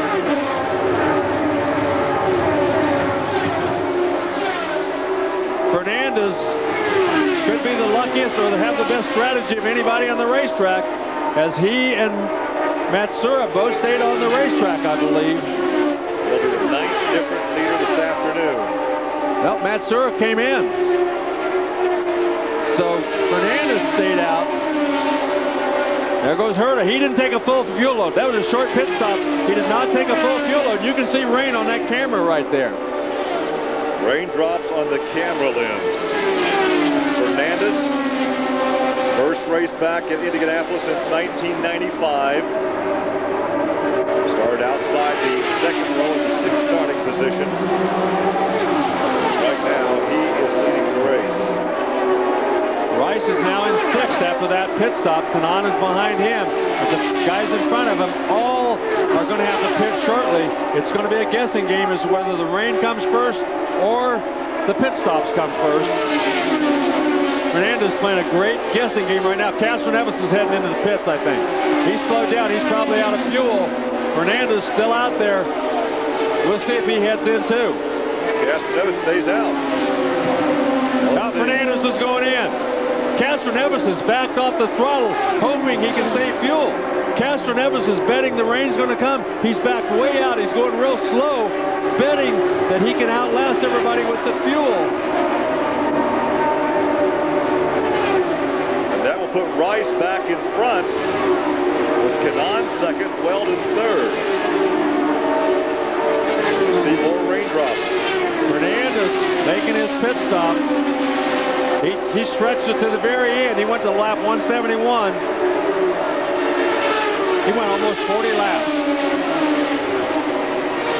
on that load of fuel. And now the question is, Rice's race to win. Buddy Rice, right now, it's his race to win or lose, it appears, as Kanaan right after him. Kanaan, Weldon, Herta, Junqueira. More raindrops on the camera lens. Yeah, it's inevitable. It is going to rain. The whole question is when and who's going to be leading at that point. Right now, Rice is the man to beat, and it appears like he has been strong all month. He wasn't strong all month. He has been strong since pole day, and right now this thing in control. Kanaan is about a second and a half back. And believe me, Buddy Rice right now is praying for rain. Well, I'm not sure he is, because he's running so strong, he doesn't seem to need it. Well, right now he's enjoying a 1.4 second lead over Tony Kanaan. Weldon is back over 6 seconds. The guy that wore his baseball cap backwards all those years, the former baseball catcher. Well, he's coming up on some lap traffic. Oops, don't take too many chances here. He had to get out of the throttle. This will give Tony Kanaan a chance to gain some ground on him. Look at that. After he got out of the throttle, it takes him a whole straightaway. He was gaining on those guys. The caution is out. Caution. Is this for moisture? The caution is out. Caution in the afternoon. Lap 175. Well, it's not raining here at our position on the front straightaway, but that does not mean that it's not raining anywhere. So, man, oh man. The yellow flag is out. It appeared from the last radar that we saw, we haven't seen it for quite some time, but it appeared from the last radar we saw that if it does rain, it's going to be here for a while. And of course, there's only 27 laps to go in this race, so it would be considered a complete race. This caution is for rain. So right now, Rice made the pit stop. We're going to hear from Bobby Rahal. Well, he isn't over yet. Until that checkered flag waves, or the red flag, whatever the case may be, we're not celebrating anything. The raindrops have been falling, but just a very light sprinkle. Have you been instructing Buddy or Vitor in any manner regarding the rain? Well, we told them sometime right about half distance. It looked like rain was coming in a half an hour, and it took a little longer than that, but we know it was coming. And you know, I know that down there, Scott Remke and Dave Letterman, I know they were telling Buddy to go like crazy. So he made a lot of great passes to get to the front. We saw some video of you earlier, and you looked very agitated, like you were upset about something. What was the situation? Oh, just, you know, with the lap cars, you'd like to see them get out of the way. Bobby Rahal, 26 laps away from achieving victory as car owner. Well, he won it as a driver back in 1986. Now, perhaps as a car owner. Yeah. 2004. Yes, and you know, if Buddy Rice should win this race, it remains to be seen if the rain does start harder, if they red flag it or checkered flag it. But either way, Buddy, if he wins this race, he deserves to win this race. He didn't back into. He didn't back into this baby. He passed a lot of cars. He fell way back because of that miscue. He was back in 8th or 9th spot, and he blew away. He passed some really fast race cars on his way back to the front. And he's led the most laps, so. Well, he did. He looked like he might make a runaway with it, but then when he got caught on that bad pit stop and he fell way back, it took him a long time. There was a long time in that one segment where he didn't pass anybody. But ever since that last pit stop, he has been on fire. Well, the team Andretti green guys are running 2nd, 3rd, and 4th. And their other driver, Franchitti, is back in 14th because he's out of that pit sequence. So it's Rice, Kanaan, Weldon, Herta, Junqueira is up to 5th, then Mira is 6th, then Fernandez, Dixon, Castroneves, Yasukawa, Matsura, Barron, Sharp, Franchitti, Giafone, Simmons drops to 16th after pit stop. Al Unser is 17th. 18th is Schechter, 19th Takagi, then it's Hearn, Fisher, McGee. Those are the ones that are still on the racetrack. Yeah, so it's there's Buddy Rice as he's waiting around there trying to determine what the weather's going to be, and I'm sure he's on the radio talking to the guys back in the pit area. Can you imagine David Letterman's only been a co-owner of this team for a very short period of time? Well, by name. He's been supported for a long time, but by name. This is his first race. Exactly. By name. Exactly. I guess I'll have to watch Dave on his next television show. I would bet Buddy Rice might be on there come the next show. Yeah, what would you think? So. Of Wow. course, Plenty's show is probably already in the can. It's probably taped for a repeat. But Well, you can see that Tony Kanaan is right behind him. He's itching to get a restart. If there's a restart, it's a jump ball. Anything can happen. The guy who gets the best restart could win this race. But right now, all they're waiting on is whether this race is going to get restarted or not. And it's a big question mark because, you know, the weather is, you know, it's been raining. It's rained on and off all day long. And everybody's waiting to see what's going to happen. The weather system there, you take a look at the overcast skies. The weather system is just to the west and southwest. The major weather system is just to the west-southwest of the Indianapolis Motor Speedway. It's beyond turn 1. Yeah, it's down in the turn 1 area. They just showed you up over the grandstands what that area looked like. Over turns 3 and 4, it's much brighter. It looks much better. But with the raindrops coming down, they cannot restart this race until they're absolutely sure. The trucks, you can see some of the trucks going down the back straightaway there. Looks like they're heading back for their positions. So there's down the front straightaway goes the safety truck. They're the ones that are going to ultimately tell us whether we go back to green or not. They're driving around there trying to determine just how wet the racetrack got from those few sprinkles. Well, this yellow came out on lap 175. I hear from Michael Andretti, the owner of the guys. He has more speed than we have, basically. You know, what can we say? Even if it goes green, you know, I think we're still going to have a tough time. You know, we have we're second, third, and fourth. I guess not too bad, but still we like to, you know, be in number 1. But who knows? You never know. I mean, you know, if this thing goes green again, we still have a shot. You know, I mean, Tony's not going to let him have it. I'll tell you that. How are you accepting riding this emotional roller coaster on this side of the wall? Oh, it's okay. You know, I'm gotten used to it now last year or so, and it's been okay. It's been a little nerve-wracking today, having 3 of them up there all day long, but, you know, it's been fun. You good for fuel now with this yellow? I think it's going to help us a lot. Yeah, I think we should be okay, I hope. Well, as he alluded, Paul, you just never know for sure. Well, 25 laps, 23 laps to go. Can they go the distance? Well, who knows? You know, this weather plays such a part in this. The strategy was changed from everything that was going on here today. A lot of people played the gambling role. Right now, though, speed is king. Buddy Rice was basically the fastest guy on the racetrack all day long. And right now, if this race were to end, he deserved to win. If he doesn't... Well, you heard Michael say that he's faster than his car. Well, that's right. But if there is a green flag, if there is a restart, if they determine that they can get this thing restarted, they throw the green flag. One little miscue, a missed shift, or just the fact that Tony Kanaan lays back, and Tony Kanaan could lead this thing for 2 laps and come down for it, and then he would win the race. Who knows? I'm sure Tony Kanaan at least wants that opportunity. Or the system could stall and we could actually finish this race before it hits. Oh my, so many questions, so few answers. So now, the time remaining. Will Mother Nature get it? Or can we race to the conclusion? Lap 178. Pace car, as you notice, has put the top up on the Corvette, so those guys won't get wet. Your leaders,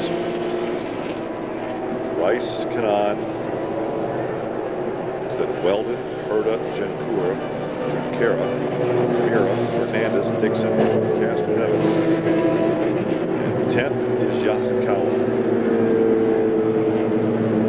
Number 91 of Jacques Lazier, the car being pushed back to the garage area. So the question now is if we can go the distance on weather. Can we go the distance on fuel? Buddy Rice has led the most laps. We've had 9 different leaders this afternoon. 8 yellow flag periods. 2 were for rain, and 1 became a red flag. We had to drive the track off again, so we've been fighting Mother Nature since early this morning. This race should have been over about at least 3 hours ago. There was just a little puff of smoke right there. I don't know if he downshifted a small puff of smoke from the number 15 Rice machine. On that one, 79. Still keep an eye to the sky over the first turn as the clouds roll in. We're on the edge of that weather system. Well, our live coverage continues. Will it end with rain? Will it end with the checkered flags at 200 laps? It has started to rain harder out there, so I would be very surprised. It looks like the white flag is coming out in Brian Howard's hands, so it appears to me that it is raining hard enough. If it does rain, they don't have enough time to dry it and run the last 25 laps, last 22 laps. So usually they throw the white flag. I think they would throw just the red flag and the checkered flag.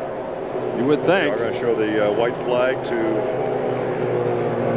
Buddy Rice. Ray Hall Letterman team down there looking quite happy right now. The flag stand.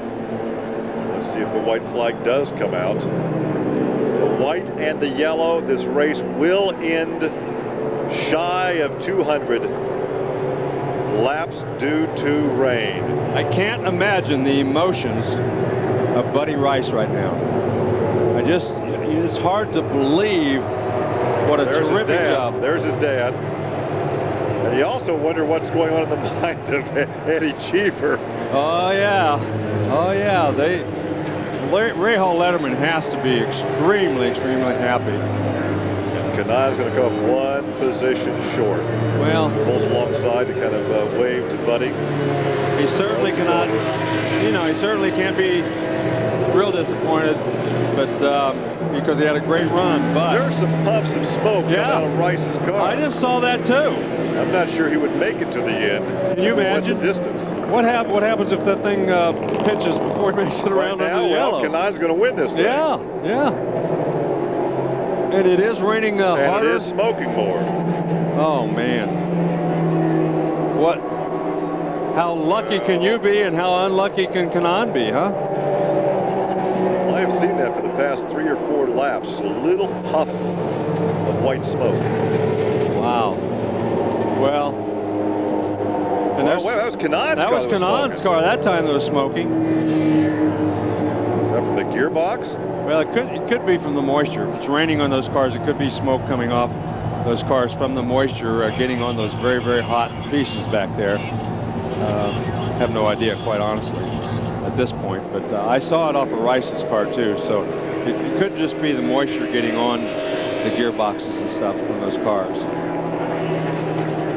So only one more corner to go. We're going to see the checkered flag and the yellow flag together. Have 3 abreast across the start-finish line, or just 2 abreast. They're going to let Buddy lead this thing. There's the checkered flag and the yellow flag, and Buddy Rice, the youngster from Arizona, has won the 88th running of the Indianapolis 500 as he crosses the line. 5 cars right together there. Wow. So Rice takes it over Kanaan, Weldon, Herta, Junqueira, Mira, Fernandez, Dixon, Castro, Nevitz, and Yasukawa. Wow, what a terrific run! There is a lot of smoke still coming out of there. I gotta feel like it's something because of all the hot equipment back there and the rain getting on it. But what a terrific run by Buddy Rice, Tony Kanaan, Dan Weldon. They both had terrific runs. But Castro Neves ended up in 9th place. All because of a miscue on his part. Tough break for him. That was the 9th time. Rain has played a factor in the Indy 500. Scott Grimke, yeah, there's smoke coming out of all of them. It is because of the moisture hitting those gearboxes and exhausts on the back of the car. So Letterman said Was there a stronger driver? And I think everyone would answer no today. It was your son, and that 15 car was unbelievable. It was very good, you know, and it was prepared well, and they did a good job for him. So. When you talked to him last night before he came to the track and today, was this anything that you talked about with him, the possibility of victory? Did you even mention it to him? No, this has never been mentioned. So I just told him have fun and good luck. And now you can go back to Phoenix and tell everyone you know my son is an Indy 500 champion. Yeah, I can do that. Thank you. Thank you very much. Well, we talked earlier in the program that if he won the race, you were going to ask him if he would adopt you. Everybody asked that his buddy, your son, but he's already got a father, so I guess I lose on that one. And the rain comes down a little harder, but I'm not sure they really care how hard it rains now. Yeah, that was Vito Mira's, his teammates' crew going up and congratulating him. So all those guys that's Roger Yasukawa, that's his third teammate. They had 3 cars, so all 3 teams, they're together. And of course these guys work every day together, and they're very happy for each other. So Ray Hall Letterman had a very, very great day here today. So Buddy Rice wins it as it's stopped 20 laps short of 200. Kanan, Weldon, and Herta, the 3 team drivers for Andretti Green, finishing second, third, and fourth. Junqueira is 5th. Mira is 6th. Fernandez 7th. Dixon 8th. Castro Neves came back to finish 9th. Yasukawa 10th. Matsura 11th. Barron was 12th. Sharp 13th. Franchitti 14th. Giafoni was 15th. Simmons was 16th. Unser was 17th. Schechter 18th. Takagi 19th. Then Hearn, Fisher, and McGee. Those are the cars still running at the finish. And obviously Matsura in 11th position. The best finishing rookie will take Rookie of the Year honors. Bobby Rahal, the bald-headed guy there, who's getting congratulations from everybody in the pit area. He's, you know, he's had this team for a while, but first as a car owner here at Indianapolis, he's got to be extremely happy. Well, AJ won as a driver, won as a car owner, and now Bobby has won as a driver and a car owner. You hear the Gordon Pipers there in the background. It's not quite like driving into old Victory Lane, no, is it? That's right. They're going to spin him around, face him towards the racetrack so that he can look at these guys. What a happy bunch. Well, I recall when Bobby Rahal won his very first IndyCar race. He said, how'd you celebrate? He said, I just drove back to my home in Ohio. So I wonder how he's going to celebrate this evening. The victory dinner will be tomorrow night. And obviously they're going into a different location. Yeah, they pulled him back under the pagoda inside because of the rain for the victory celebration. It'll be inside this time, very unusual, but something that they had to do. Now Mother Nature dictates we go indoors for the victory celebration. Buddy Rice, Kenny Breck right there, saluting all of his teammates, and Kenny Breck might be thinking, you know, that could be me. Could have been me. Yeah, could have been me. But I'm sure he's very happy for the whole team. And I believe Buddy Rice probably has a long-term deal. I think he probably won that ride in that car for the rest of the season. I think so. I don't think he has to worry too much about being bumped out when Kenny Breck comes back to racing. How long has it been since Victory Lane has been indoors? I don't ever recall this. I don't ever recall it being indoors either. So, because even when the race was shortened and Johnny Rutherford walked to Victory Lane, it was still outside. Yeah, exactly. See which direction he puts the hat on.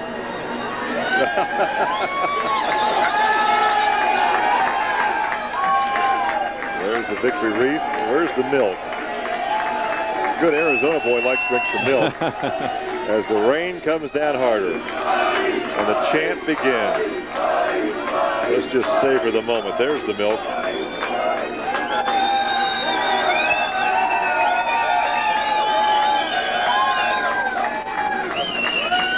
Well, he's going to get wet when he takes his ride around the racetrack, his victory lap in the convertible, but I don't think he really cares.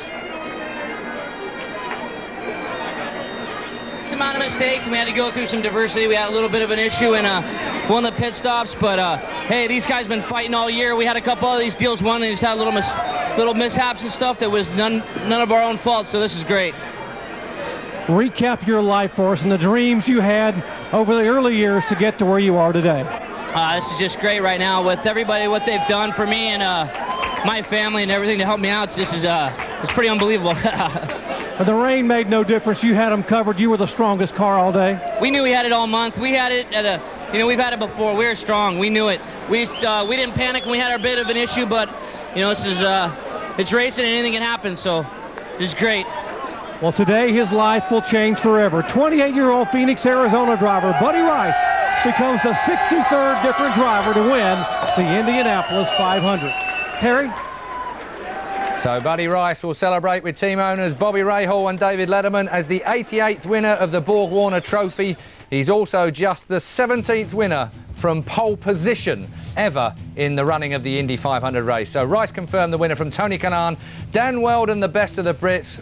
Bad luck for him tonight. We really did think he might come up there for a win. Brian Herter, look at that. Tony Kanaan, Dan Wheldon, Brian Herter, Andretti Green Racing can't be too cheesed off with that result. Second, third and fourth. Bruno Janquera in there. And looking down the list, Dario Franchitti eventually finishing in fourth place. And of course, Darren Manning and Mark Taylor went out with crashes. So, Lane, good night.